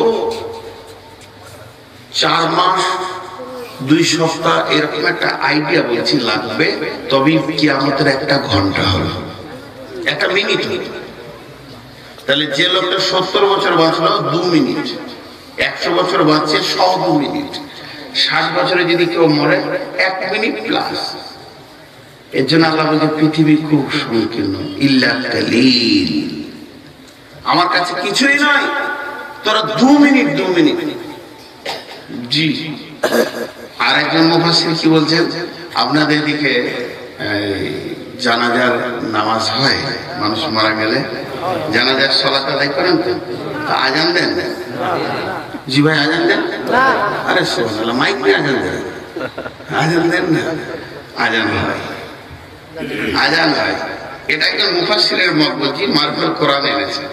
কি বলছে যে আজান হলো, ধরেন এই একটা সভা চলছে আজকে, এখন এটা কথার কথা বোঝানোর জন্য বলছি, এসব টাই আজান হলো, ভাই উঁচু করেন, নামাজ পড়বো। লোকটি দাঁড়ালো, তারপরে ইমাম দাঁড়িয়ে গেলেন। ইমাম দাঁড়ানোর পর এ কি বলবে? মুয়াজ্জিন তাকবীর দেবে, কত কমতি সালাহ, কত কমতি সালাহ, আল্লাহু আকবার, আল্লাহু আকবার। কি বলবে তারপরে? লা ইলাহা। আর ইনা লা ইলাহা বলবার ইমাম কি বলবে? মধ্যখানে টাইমটা কতটা? বলছে এইটা দুনিয়া। আরাজিতুম বিল হায়াতিদ দুনিয়া মিনাল আখিরাহ ফামা মাতাউল হায়াতিদ দুনিয়া ফিল আখিরাতি ইল্লা কালিল।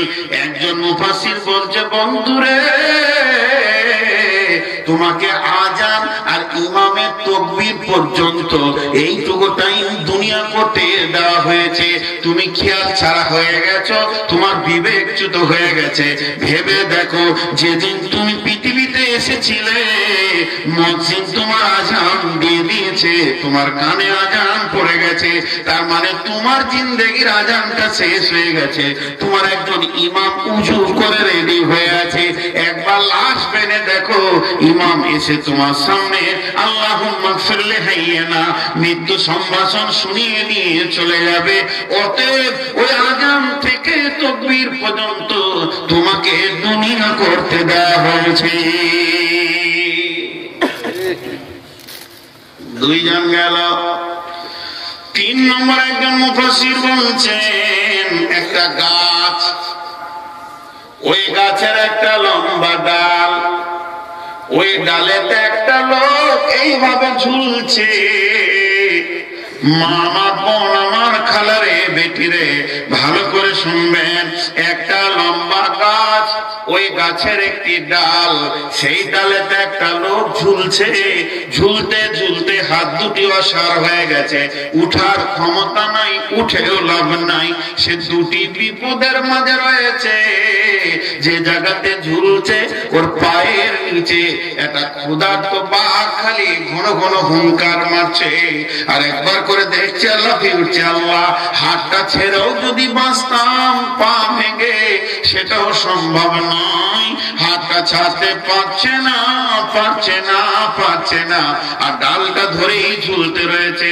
কিন্তু তার থেকেও দুঃখের বিষয় হতে পারে প্রাণীটা বাঘের থেকে ছোট, কিন্তু বড় কাজ করছে। ও যে ডালটা ধরে ঝুলছে, ওই ডালের গোড়া অংশে দুটি ইঁদুরে ডালটাকে কটকট করে কেটে দিচ্ছে। এরা আবার বিরতি নিচ্ছে না, এরা এমন কাটা কাটছে, একটা সাদা ইঁদুর একটা কালো ইঁদুর পালাক্রমে কাটছে। শেখ সাদি বলছে, ও মুফাসসির বলছেন, বন্ধু এবার বলো ওই লোকটা কি অবস্থায় আছে? ওকে কি বিবির সামনে হাসতে মন যাবে? একদিকে বাঘ আর ডালটা ধরে আছে তো ইঁদুরে কাছে। ই কি সিডি দেখবে না টিভি দেখবে না তাসের ঝালে বসতে পারবে? ই কি মদের বোতল নিতে পারবে? কিছুই পারবে না। আমরা ভাবছি হয়তো লোকটা অন্যজন গল্প শুনলাম। না না না, ওটা আপনি আর আমি।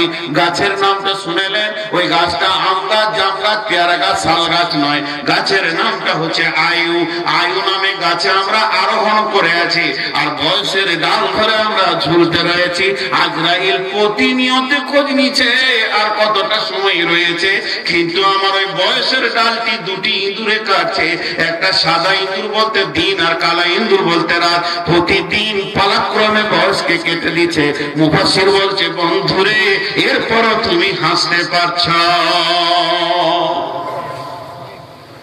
জি, এর নাম দুনিয়া। সুখের দুনিয়া হলো ছাড়তে হবে, দুঃখের দুনিয়া হলো আল্লাহ রাসূল বলছেন, ওই সাহাবীটার নাম ভুলে গেলাম, ওই সাহাবীকে বলছেন যে এমন একটা দেশে ঘর করে যেখানে মদ পৌঁছায় নাই। জি ভাই, এমন একটা দেশে ঘর করা যেখানে মদ পৌঁছায় নাই। আমাদের বাংলাদেশে অনেক দিন থেকে আসি, এমনি বেড়াতে আসি বহুত দিন থেকে। তফসিরে 2-4 বছর যাই করছি, কিন্তু বেড়াতে আসি বহুত দিন থেকে। তো তখন মিজানুর রহমান বলে হাই কমিশনার ছিলেন আমাদের কলকাতায়। আমি এর আগে এসেছি, কোনোদিন ট্রাভেল ট্যাক্স নেই না। হঠাৎ একদিন আমি পার হয়ে যাচ্ছি সোনা মসজিদে, তো আপনাদের দেশের কাস্টম বলছে যে হুজুর ওই ট্রাভেল ট্যাক্সের কাগজটা দেন। আমার ট্যাক্স মানে আমি তো ভিসা এসেছি, আমার ট্যাক্স কি দিব? তখন আমি ছেলে মানুষ ছিলাম, বলছি হুজুরও বেশি কথা বলে লাভ নেই, ট্যাক্স লাগবে। শেখ হাসিনা একটা নতুন আইন করেছেন ট্রাভেল ট্যাক্স। ছেলে মানুষ, তখন এত ইনকামও ছিল না, পড়াশোনা করতো, খুব মনে কষ্ট হলো, দিলাম 500 টাকা ট্যাক্স। বেরিয়ে গেলাম, বেরিয়ে গিয়ে বাড়িতে গিয়ে ফোন করছি, কাকে? হাই কমিশনার কলকাতায়। আমার বাড়ি তো টেলিফোন ছিল, তখন মোবাইল ছিল। সালাম দিলাম, উত্তর দিলাম, ভাই এটা কথা জিজ্ঞেস করছিলাম, আপনার দেশ থেকে আসলাম স্যার, তো ট্যাক্স নিল। বলছে হ্যাঁ, এটা নতুন আইন। আমি ভাবলাম তো পুলিশ নিল নাকি। বলছে না, এটা নতুন আইন হয়েছে।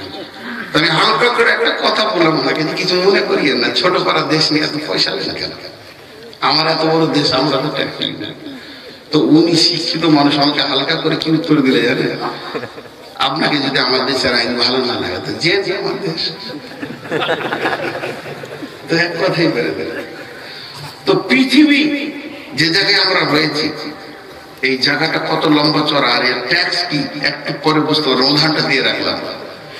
তো আল্লাহ তাআলা বলছে শোনো, এটা সামান্য কিঞ্চিত, পৃথিবী বেশি বড় নয়, ছাড়তেই হবে। আল্লাহ নবীর কাছে আলকামা বিন হারিস সাহাবীটার নাম, আলকামা বিন হারিস, উনি এলেন। তো বলছে আলকামা বিন হারিস, এমন একটা দেশে ঘর বানালো যেখানে আজরাইল যাবে না, মানে মত পৌঁছাবে না, এরকম দেশ আছে ভাই? নেপালে মনে হয় যায় না, নাকি সব জায়গায় যায়? জি আছে, একটা দেশ আছে যেখানে আজরাইল কোনোদিন যাবে না, মত সেখানে পৌঁছাবে না, বিশ্বনবী বলে গেছে। সেই দেশটার খবর দিচ্ছি 1 মিনিট পরে। আর এই পৃথিবীটা এমন একটা জায়গা, সুখে থাকেন চাই দুঃখে থাকেন, মত একদিন আপনাকে নিয়ে যাবে। জি, এবার আপনাদের জাতীয় কবি, আমাদের দেশের প্রিয় কবি শ্রী কাজী নজরুল ইসলাম একটা কবিতা বলছেন। কবিতা কিন্তু দেহতত্ত্ব কবিতা, খুব ধৈর্য স্বরূপ বুঝতে হবে। উনি বলছেন যে একটা ছেলে কুয়েতে থাকে, আপনাদের এই ধামরাই ছেলে কুয়েতে থাকে, 10 বছর পর বাড়ি এসছে, কয়েক কোটি টাকার মালিক। ওর এখন সব বেঁচে একটা সুন্দর বিদেশি প্যাটার্নের ঘর বানাবে। গোটা বাংলাদেশ ঘুরে কোনো জায়গা ওর পছন্দ হলো, চিটাগাং থেকে একবার তেতুলিয়া পর্যন্ত টেকনাফ থেকে কোনো জায়গা ওর পছন্দ হচ্ছে না, খালি জায়গা দেখছে আর মন খারাপ। জায়গা কোথায় পছন্দ করেছে জানেন? যমুনার নিচে যে চরটা বেরিয়েছে ওইখানে, যমুনা ব্রিজের নিচে সাদা চরটা আছে, বলে এটাই ভালো জায়গা। জায়গাটা ঠিক করেছে? আরে হ্যাঁ না বলেন। ওকে যে বুদ্ধি দিতে, আরে সেলিম এখানে কি করবি, বলে বাংলা বানাবো। ছি ছি ছি, এখানে কি বাংলা বানাবো, বেশি বলবো না, এটা তোমার বাবার টাকা নিয়েছে নাকি? কারো কথা শোনো। কবি নজরুল বলছে ওকে একটা কবিতা শোনাবো, যদি ওর জ্ঞান থাকে তো খুলে যাবে।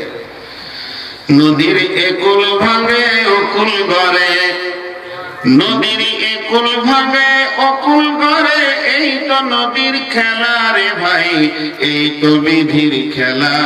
সকাল বেলায় আমি রে ভাই ফকির, সন্ধ্যা বেলা সকাল বেলায় আমি রে ভাই ফকির, সন্ধ্যা বেলা। সেই নদীর মাঝে কোন ভরসা, সেই নদীর মাঝে, সেই নদীর মাঝে কোন ভরসায় বাঁধলি বাসা সুখের আশায়। যখন ধরল ভাঙন পেলি না তুই পারে যাবার ভেলা, এই তো নদীর খেলা রে ভাই, এই তো বিধির খেলা। সকাল বেলায় আমি রে ভাই ফকির, সন্ধ্যা বেলা। নদীর কোল ভাঙে অকুল গড়ে, এই তো নদীর খেলা রে ভাই, এই তো বিধির খেলা। সকাল বেলায় আমি রে ভাই ফকির, সন্ধ্যা বেলা। মনরে দেহ ভেঙে হয় যে মাটি,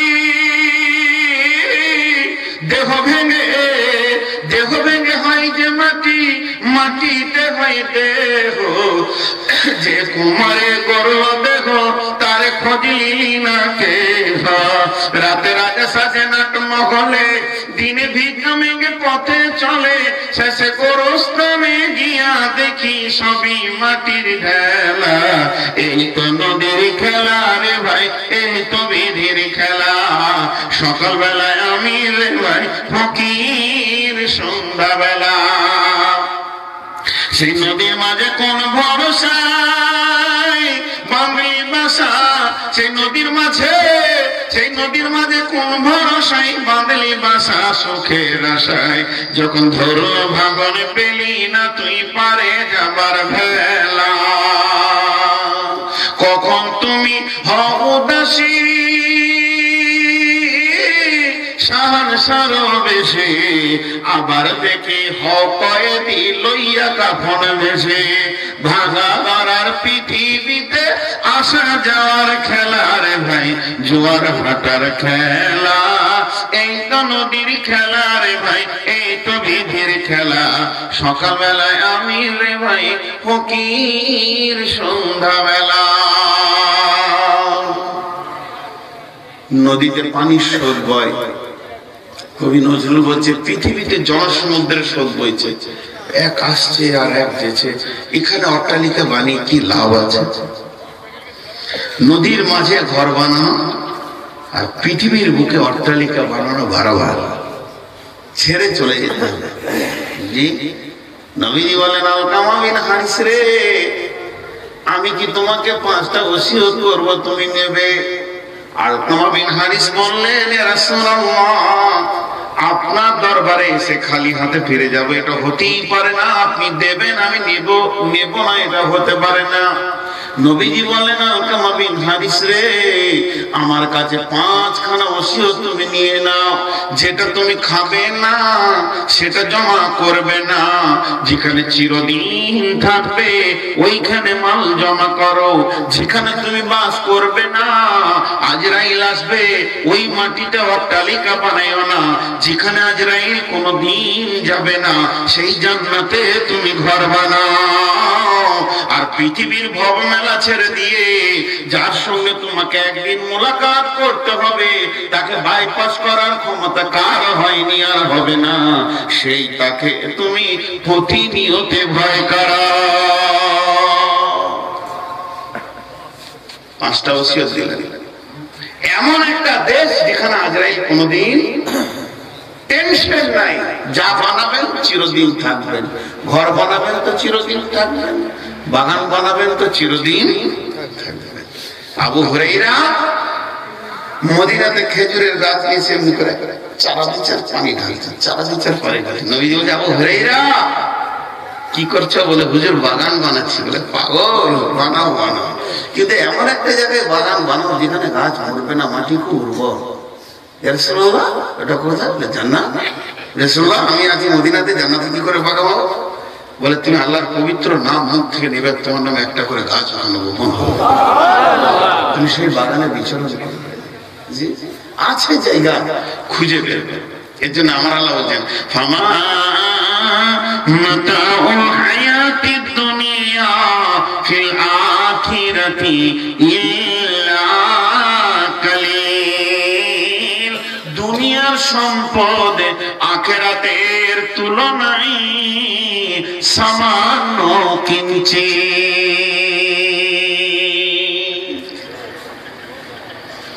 এই দুনিয়ার কোন মূল্য নাই। জি দুনিয়ার কোন মূল্য নাই, সামান্য কিঞ্চিৎ।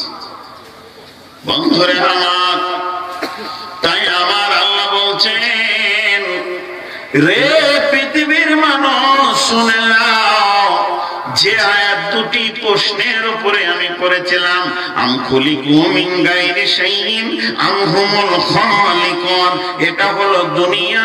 এখানে কেউ চিরদিন থাকেনি, এখানে কেউ থাকবে না। একজন এসে চলে গেছে, আর একজন আসবে, একজন আর একজনকে চলে যেতে হবে। চিরদিন থাকার জায়গা হলো জান্নাত। এই ধনমাল ছিল তোমারও বাবা, সে মরে গিয়ে আজ হয়েছে তোমার। বাপের মালেতে তুমি ওয়ারিশ হইলে, আল ছেলে ওয়ারিশ হবে, তুমি মরে গেলে। ধন ধন করিও না, ধন উপার্জন, মরিলে তোমার সঙ্গে যাবে না কো ধন। ধনজন উপার্জন না রহে কাহার, আনিত ভাবে এই নিত ব্যবহার। ধনজন উপার্জন না রহে কাহার, অপরে তোমার মালে উড়াবে বাহার। আজ তুমি বাস করিতেছ হয়ে সোনকার, কালকে ছাড়িয়া যাবে সংসার সোনার। গাড়ি ঘোড়া আজ তুমি হইতেছ সওয়ার, কালকে জানাজা সওয়ারি হইবে তোমার। আজ তুমি পরিতেছ রসম পোষণ, কালকে পরিতে হইবে মরণের কাফন। একা অন্ধকারে ছিলে মায়েরই ওদরে, একা ফের যেতে হবে ঘোর অন্ধকারে। মানব যদি হোক আমাদের জ্ঞানী বিচক্ষণ, বুঝিয়া আল্লাহর প্রেমে কাটাও জীবন। ভূমিতে আসিয়া তুমি ভবের মেলায়, খেলায় কাটিও না মাতিয়া খেলায়। এ মেলায় বহু লোক আসিয়া ভূমিতে, সব চলে গেল কোথা দেখিতে দেখিতে। সংবাদ তাদের কিছু পাওয়া নাহি যায়, হায় আজ আছে তারা কি হালে কোথায়। নাই সে দেশে কেহ আল্লাহ ভিন্ন, আর করিবে তাহাদের বিন্দু উপকার। দেখিতে আসিলাম মেলা দেখা হলো শেষ, চলো এবার ফিরে যায় আপনার দেশ।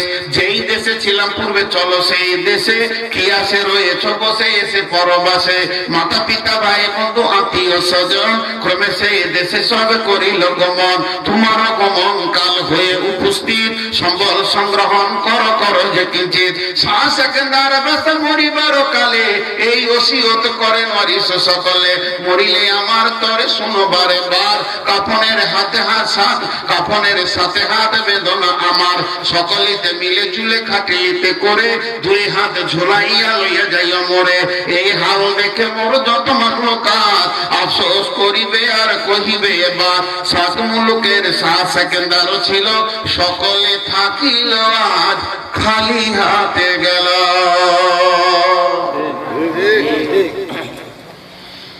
পৃথিবীর ইতিহাসে কেউ নিয়ে যেতে পারেনি আর পারবে না।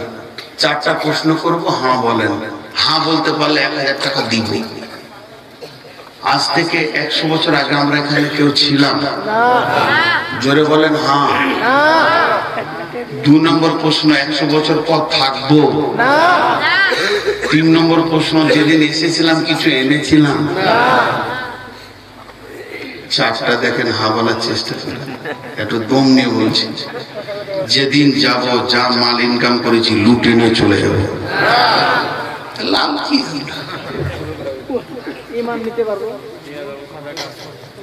লাভ কি হলো? আমি সম্পদের কথা, সম্পদ তো ওইটাই। জি ভাই, ছিলাম না থাকবো না আমি নিয়ে ও ন্যাংটা বাচ্চা, ওর শরীরে 1 ইঞ্চি কাপড় নেই, একটু সাইজ, রাস্তাতে দৌড় মারছে, আর পেছন থেকে আমার নানা বলছে ওই তোর পয়সা পড়ে গেল, ঘুরছে ঘুরছে, কানটা ধরে বলছে এনেছিলি কিছু? বলে না। পকেট আছে? বলে না। কাপড় আছে? খুঁজছিস কি? পৃথিবীতে এসেছে ন্যাংটা, আবার খুঁজে বেড়াচ্ছে গোটা দুনিয়া জুড়ে ককড়ি দেওয়া। ন্যাংটার খুঁজার কি আছে রে বাবা? মায়ের পকেট থেকে তো কাপড়টাও আনেনি। ন্যাংটা এত খুঁজছে যে আরো কিছু হোক, আরো কিছু হোক। প্রকৃত চালাক ওই যে পরকালে মাল এখন থেকে পাঠিয়ে রাখে, পরকালে মাল এখন থেকে পাঠিয়ে রাখে। জি, এর জন্য আমার আল্লাহ বলছেন বিসমিল্লাহির রহমানির রহিম, আম খুলিকু মিন গায়রি শাইইন আম হুমুল খালিকুন, পৃথিবীর বুকে যতগুলি বস্তু আমি বানিয়েছি, রব্বানা মা খালাকতা হাযা বাতিলা, কোনটাই বাতিল নয়, সব তোদের কাজে লেগেছে।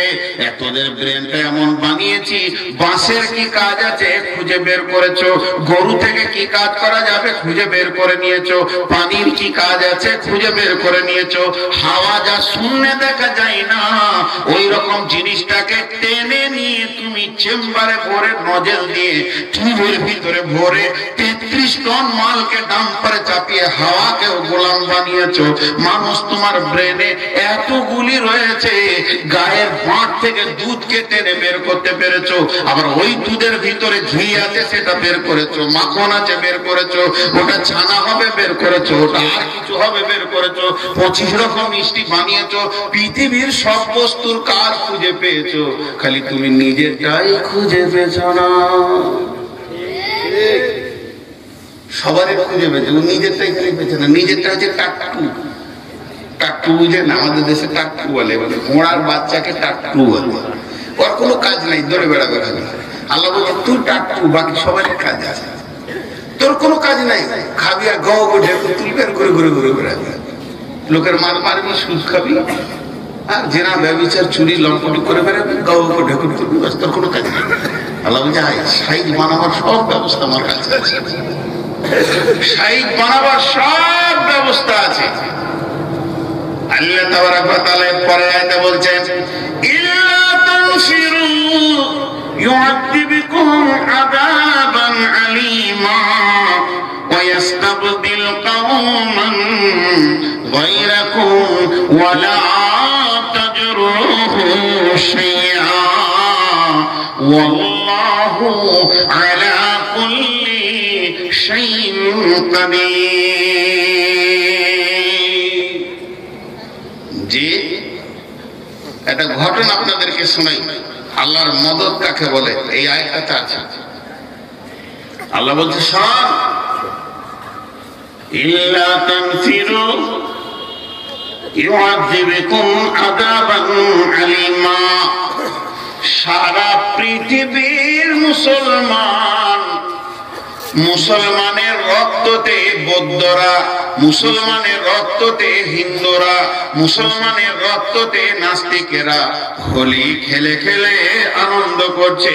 এর কারণটা আল্লাহ বলছেন ইল্লা তানফিরু ইউআযিবকুম আযাবান আলীমা ওয়া ইস্তাবদিল কওমান গায়রাকুম ওয়া লা তাদুরুহু শাইআ ওয়াল্লাহু আলা কুল্লি শাইইন কাদির। আর নবীজি কারণটা বলছেন ওয়া ইয়াকা ওয়াল মাসিয়া ফা ইন্না বিল মাসিয়াতি হাল্লুন সাখাতুল্লাহ। মাঝে একটা কথা জিজ্ঞেস করি, ছেড়ে বিরক্ত লাগছে, রাত বেশি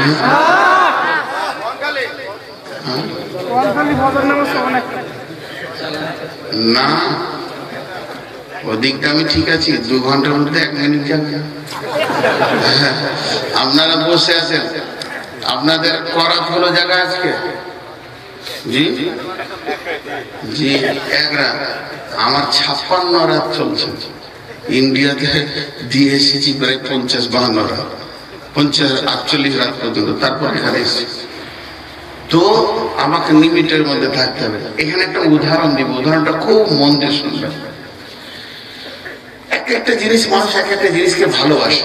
একজন হাজী সাহেব আছে আপনাদের এই মাদ্রাসায়, তো উনি গরু ভালোবাসেন, ভালো ভালো গরু ওনার কাছে থাকুক, এটা উনি ভালোবাসেন। তো 2টা গরু নিয়ে এসছে, 3 লাখ টাকা 4 লাখ টাকা দাম।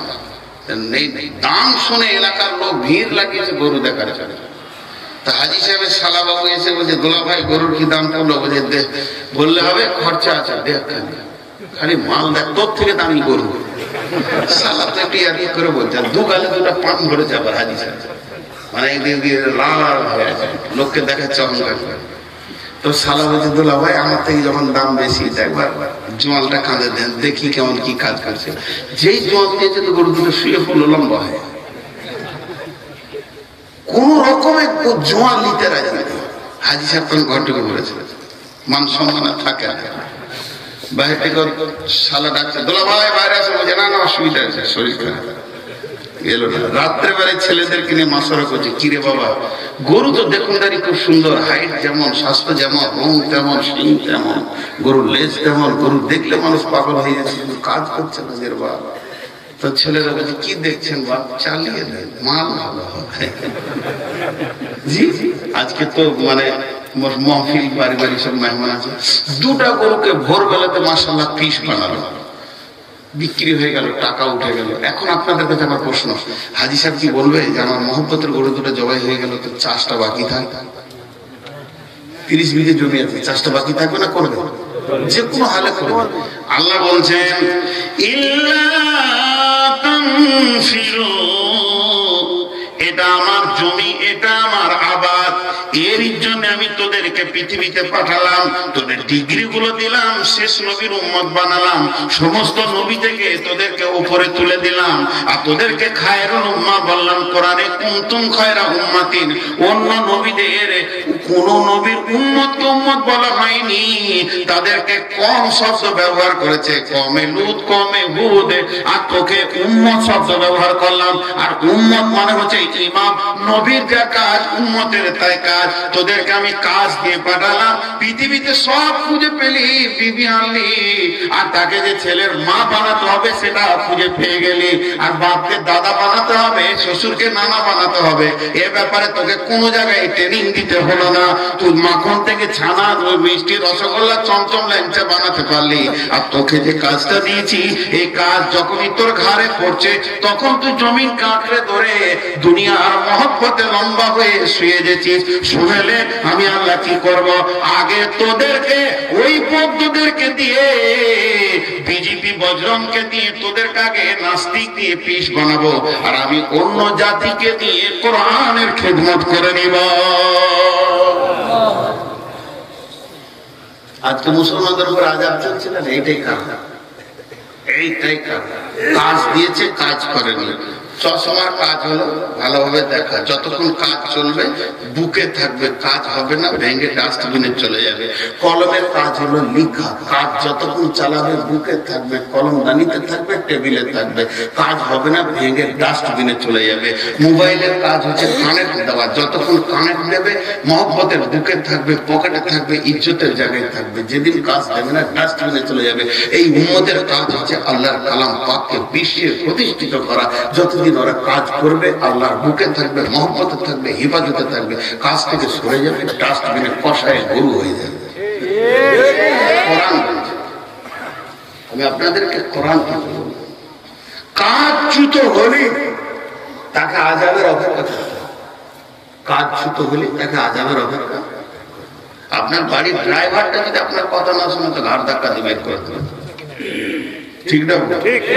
এত বড় মাবুদ আপনাকে কাজ দিয়ে পাঠিয়েছেন, আপনি যদি কাজ না করেন ঘাট ধাক্কা দেবেন।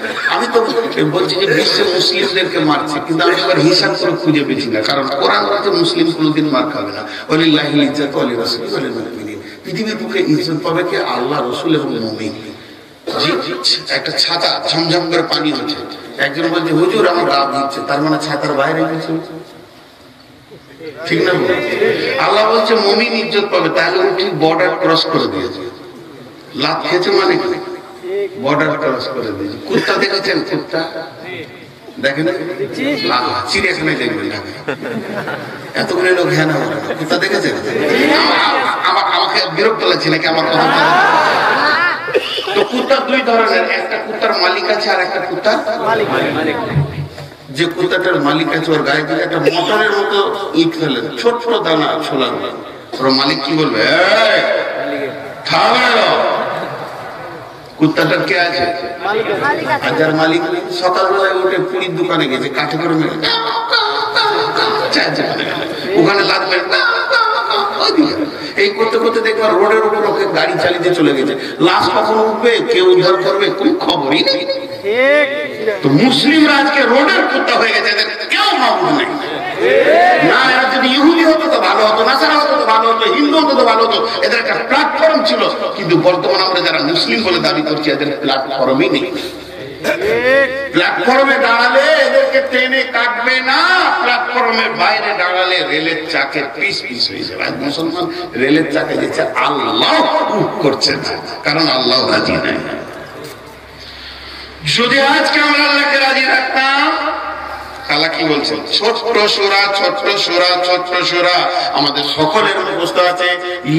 ইলাফি কুরাইশ ইলাফিহিম রিহলাতাশ শিতাই ওয়াস সাইফ ফালিয়াবুদু রাব্ব হাযাল বাইত আল্লাযী আতামাহুম মিন জু'i ওয়া আমানাহুম মিন খাউফ। আল্লাহ বলছে এই ঘরের মাবুদের তোরা ইবাদত কর, ওর কাছে স্বীকার কর, ওর কাছে লুটিয়ে পড়ে যা, ওর গোলামি তো কর। ও কি করবে? তোদেরকে অভাবের সময় সচ্ছলতার খাবার দিবে। আর কি করবে? যখন তোদেরকে কেউ মারতে আসবে সে আমান দেবে, সিকিউরিটি দিয়ে। ও আমানাহুম মিন খাউফ, বিপদের সময় সিকিউরিটি দেবে। আমাদের সে ভরসা যে বিকটের সময় সিকিউরিটি দেবে। আমরা শেষ হয়ে গেছি, খেয়েছি, দুনিয়া নিঃশেষ হয়ে গেছে। বন্ধুরা আমার, এর জন্য আমার আল্লাহ বলছেন ওয়াস্তাবদিল কওমান গায়রাকুম ওয়া লা তাজরুহু শাইআ। তোদেরকে বাদ দিয়ে আমি অন্য কওমকে দিয়ে দ্বীনের কাজ করে নিব। মুসলমানদের উপরে আপনাদের দেশে কি হচ্ছে আমার দেখার সম্ভব নয়, আর সার্কুলার টানা সম্ভব নয়। আমার দেশে মুসলমানদের উপরে যে অত্যাচারটাই চলছে, তারপরও প্রতিদিন গড় 100 জন করে মুসলিম হয়ে যাচ্ছে। কি করে? আমার গ্রামে, আমার থানাতে একটা গোটা গ্রাম 83টা ফ্যামিলি মুসলিম হয়ে গেল একদিনে হয়ে গেল। তাদের কাছে লোক এসেছিল, দিল্লি থেকে লোক এসেছিল তাদেরকে বুঝাতে যে তোমরা অপাসী হয়ে যাও, ঘর অপাসী হওয়া একটা আইন তৈরি করছে, যে ফিরে জীবনে যাবো না, কেটে ফেলে দিল। তারা আজকে নিজেরা মসজিদ বানালো, মসজিদ বানিয়ে 5 ওয়াক্ত আযান হচ্ছে। জি ভাই, আমি একটা মসজিদ বানালাম, আল্লাহ আপনাদের দোয়াতে বানানো করলো, মসজিদটা কমপ্লিট হয়ে গেছে, হালকা ঋণে আছি এখন, ওটা 2-5 লাখ টাকা। ওই মসজিদে আমি মাওনা থেকে প্রোগ্রাম করেছে, রাতে বাড়িতে ঢুকছি, ঠিক ফজরের আযান হবে, তার সূচি না যে আধা ঘন্টা যে শুয়ে গেলে নামাজটা পড়তে পারবো, চেয়ার করে বসে আছে যে নামাজটা পড়িয়েছি। সারা রাত জাগা মানুষ, আযান হচ্ছে ফজরে, আসসালাতু খায়রুম মিনান নাওম। এইটা যখনই শুনলাম আমার চোখ দিয়ে পানি আসলো। কেন আসলো? কেন আসলো? কারণ হচ্ছে আমার মসজিদ যেটা আল্লাহ আমাকে দিয়ে বানিয়েছেন, ওই মসজিদে বর্তমানে যে মুয়াজ্জিন, সে আপনার কিনা বিশ্বভারতী, যেটা সব থেকে বড় ইনস্টিটিউশন, কলা বিভাগের ছাত্র, এত বড় একজন সেখানকার শিল্পী, মানে আর্ট নিয়ে পড়াশোনা করে সে একজন স্কলারশিপ কলা বিভাগের ছাত্র। কিন্তু বন্ধু 1.5 বছর আগে সে ছিল বিধর্মী, এখন বর্তমানে এসে কালেমা পড়ে মসজিদে মুয়াজ্জিনি করছে। আল্লাহ ওকে দিয়ে ফজরের আযান দিচ্ছে, আর মুসলিম ঘরে জন্ম নিয়ে লম্বা হয়ে শুয়ে আছে। জি জি, বন্ধতে পাশে বসা যায় না, নাম রেখেছে আতর আলী। কি করবো, 2 চোখে দেখতে পাই না, নাম রেখেছে নজর আলী। এক ওয়াক্ত নামাজ পড়ে না, নাম আর মুসলমান। 14 গোষ্ঠী মুসলমান, তা শুধু মুসলমান হবে না। বাই চান্স মুসলমান আল্লাহ কবুল করবে না, বাই চয়েস মুসলমান হতে হবে। জি, আপনারা আমার সঙ্গে মুখ খুলেন, গরুর বাচ্চা কি হয়? গরু।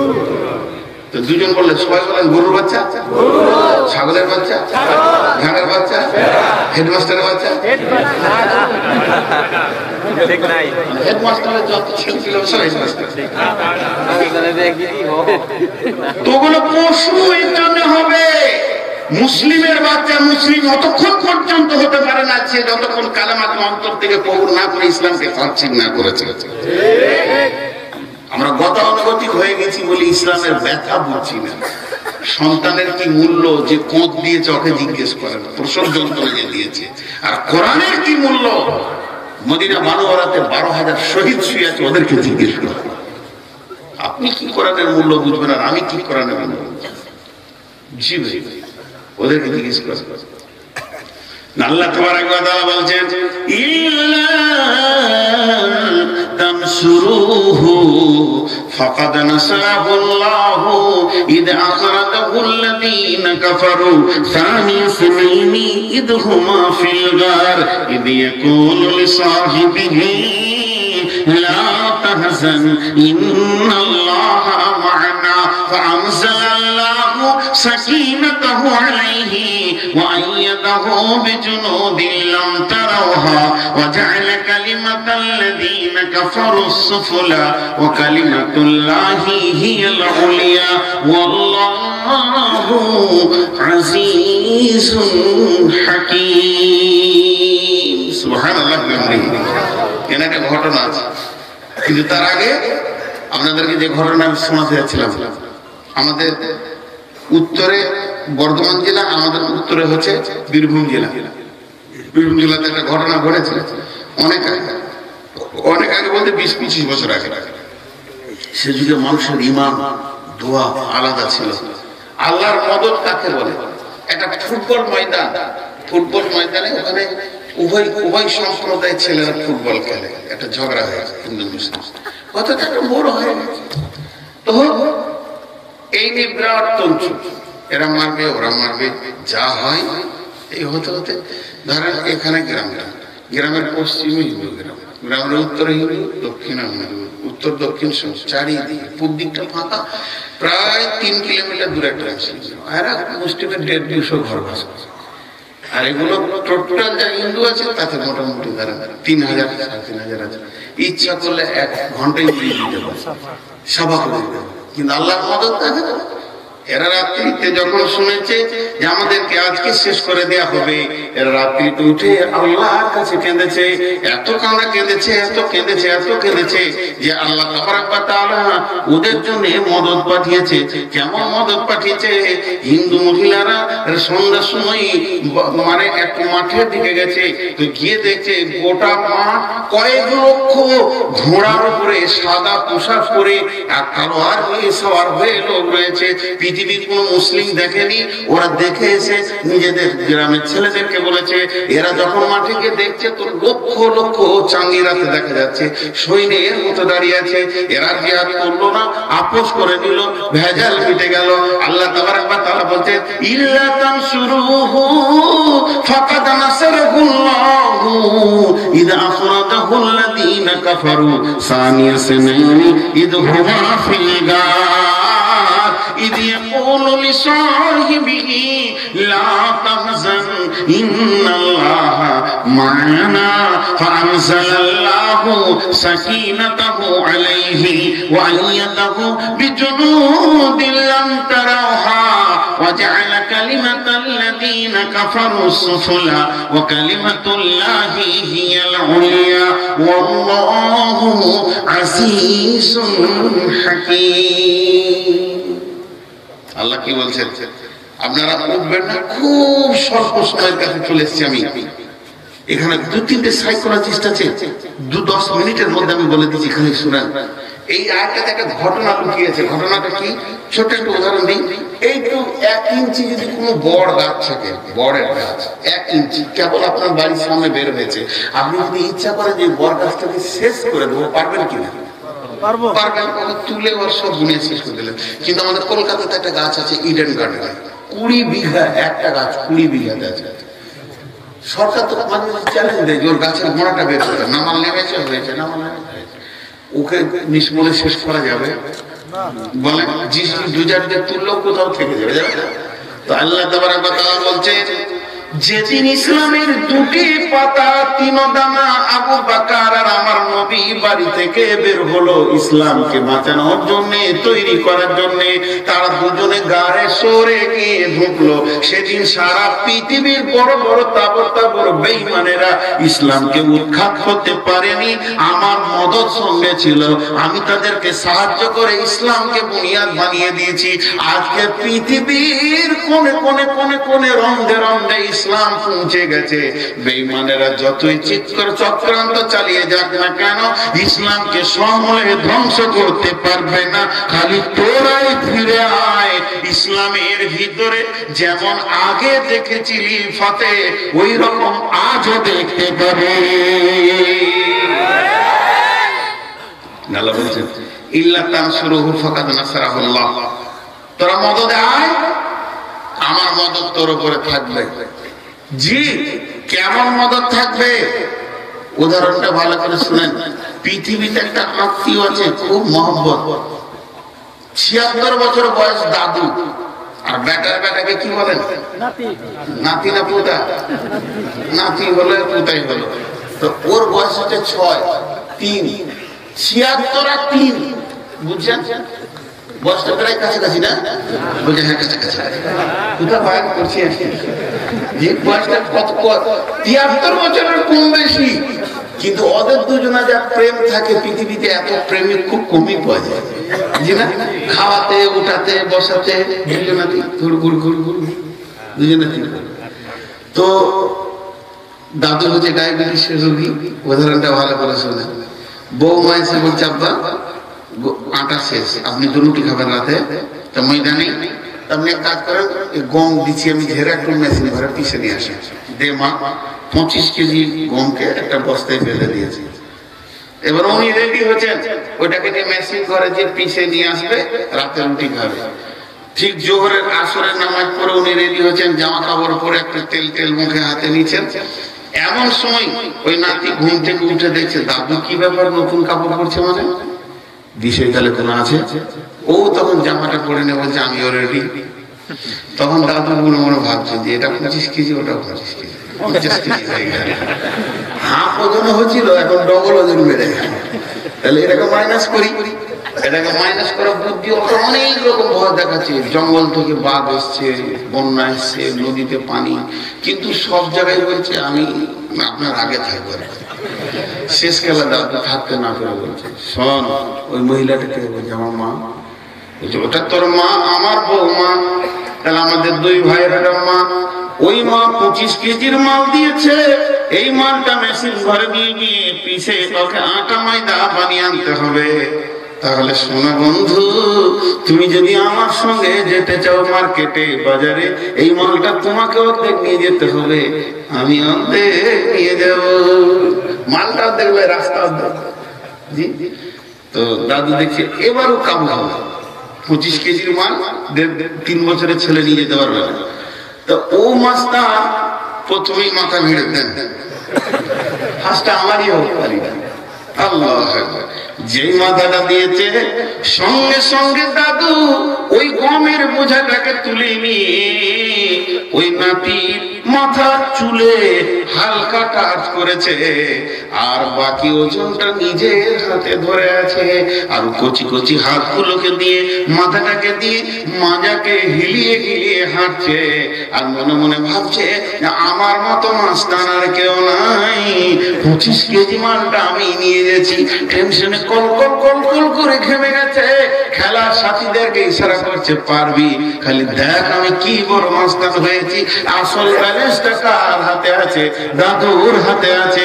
যেই মেশিন ঘরে গিয়ে পৌঁছাতো, বিদ্যুৎ নাই, কারেন্ট নাই, মেশিন বিকল হয়ে গেছে, নষ্ট হয়ে গেছে।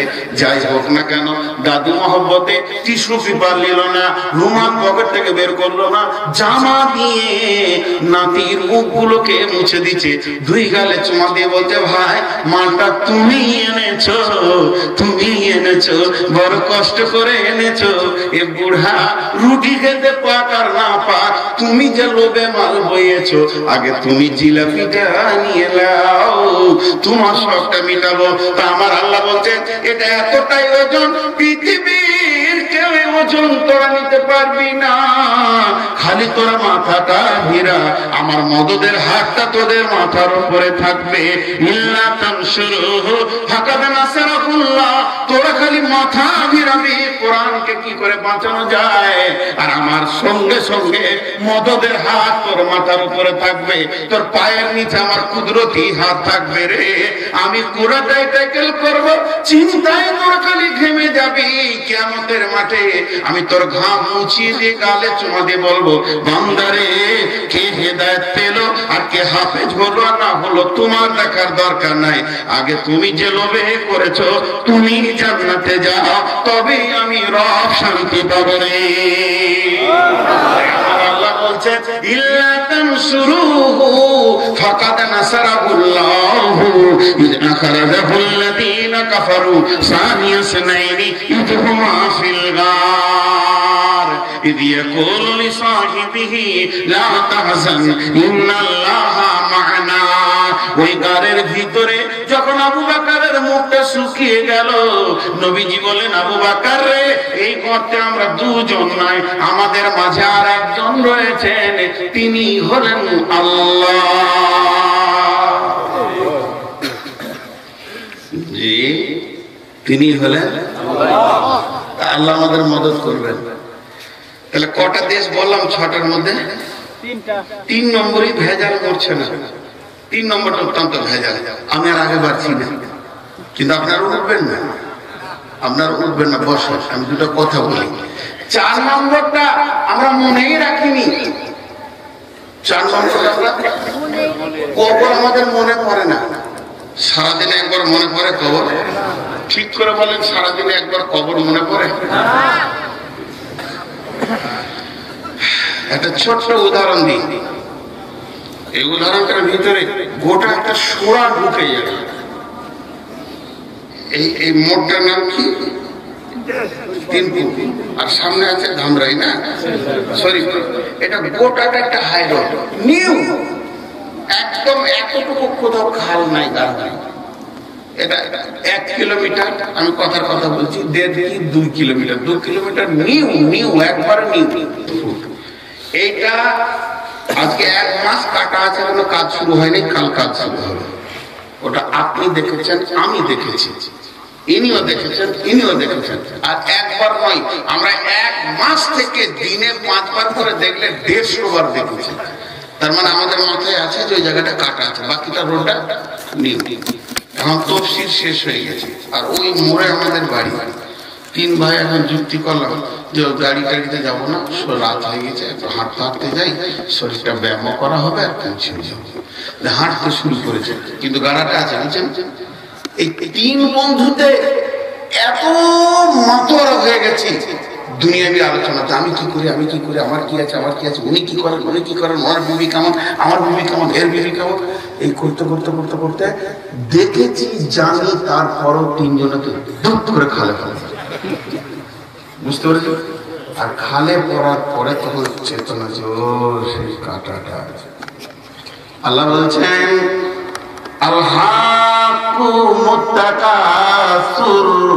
পৃথিবীর ঐশ্বর্য তোদেরকে এতটাই পাগল করেছে, যখন দুঃখ করে কবরে পড়ছিস তখন তোদের ঘর ছুটছে, তার আগে তোদের পৃথিবীর রোডে হেঁটেও একবার কবর মনে পড়ছে না। পৃথিবীর ঐশ্বর্য, পৃথিবীর মাল, পৃথিবীর প্রেম তোদেরকে পাগল বানিয়ে দিয়েছে। সামনে একটা গাঢ়া হয়েছে, এটা ভুলি তোরা হাঁটছিস, আর যখন পড়ে গেছিস তখন তোদের চেতনা হচ্ছে, কিন্তু লাভ হবে না। যেদিন হবে মরণ, ঘর ছুটিবে তখন বুঝিতে পারিবে কবরের জ্বলন, বলিবে ছেড়ে দাও আর তো তোমায় কোনো দিন ছেড়ে দেবে না, ঘুমায় যাইবে তুমি চিরজন্মের মতো, আর তো কোনো দিন ফিরে আসবে না। এরপরে কবরের অনেক কথা আছে, কবরের সল জব, কবর কি, কবর কোথা নিয়ে যাবে, কবর নিয়ে 2-3 ঘন্টা বলা যায়। তো আমি এই পর্যন্ত এদিকে শেষ করছি যে ওই জায়গায় যাওয়ার আগে তার প্রস্তুতি নেওয়া। হযরত আবু যর বাড়িতে বসে আছেন, শুয়ে আছেন, আর আবু যরের বিবি বসে আছেন। ইয়ং ও ইয়ং, দুইজনের মধ্যে 100 যৌন চাহিদা আছে, আর বসে আছেন, শুয়ে আছেন কেমন করে? আবু যর শুয়ে আছেন বালিশ লেননি, আবু যরের বিবির জাগে মাথা দিয়ে শুয়ে আছে, আর বেগম বসে বসে স্বামী চুলগুলি লাগছে। এমন সময় তাকিয়ে দেখছে আবু যরের 2 চোখ দিয়ে পানি আসছে, এটা দেখে বেগম কেঁদে ফেলেছেন। এমন সময় আবু যর বিবিকে বলতে, বেগম রে তুমি কাঁদছো কেন? আর বেগম বলছে আপনি কেন কাঁদছেন? তখন আবু যর বলছে, বেগম এখন বাড়িতে কেউ নাই, তুমি আমি, আমি তুমি, তুমি আমি, আমি তুমি। এটা একটা মধুর সময়, এটা একটা মহব্বতের টাইম, দুইজনের ভিতরে যৌবন রয়েছে। তোমার জাগে মাথা রেখেছি, তুমি আমার মাথার চুলগুলিকে হাত দিয়ে নাচছো। এই অবস্থায় আমার মন মস্তিষ্ক প্রেম প্রীতি যমুনায় ভাসছিলাম, আমি প্রেম যমুনায় চলে গেছিলাম। কিন্তু আমার বিবেকে কে যেন এসে বললো, আবু যর রে একটা বিবির জানকে মাথা পেয়ে তুমি কবরকে ভুলে যাও। আজকে যে মাথাটা তোমার বিবির জাগে আছে, এটা কালকে মাটিতে লুটোপুটি করবে, বিবি তোমার কবরের সঙ্গে হবে না। বেগম তুমি কেন কাঁদছো? বেগম উত্তরে বলতে, স্বামী আমার একই চিন্তায় আমি কাঁদছি, মেয়েদের প্রতিধন বড় ধন, আপনি আমার উপরে রাজি আছেন, এর জন্য আমি অহংকারে ফেটে পড়েছিলাম। কে জানো বলছে, রে বেগম তুমি কাঁদো কেন, তুমি হাসো কেন, এত কেন অহংকার হয়? তোমার কি কবর মনে পড়ে না? যেদিন তোমাকে কবরে শোয়ানো হবে, তোমার স্বামী তোমার সঙ্গী হবে না।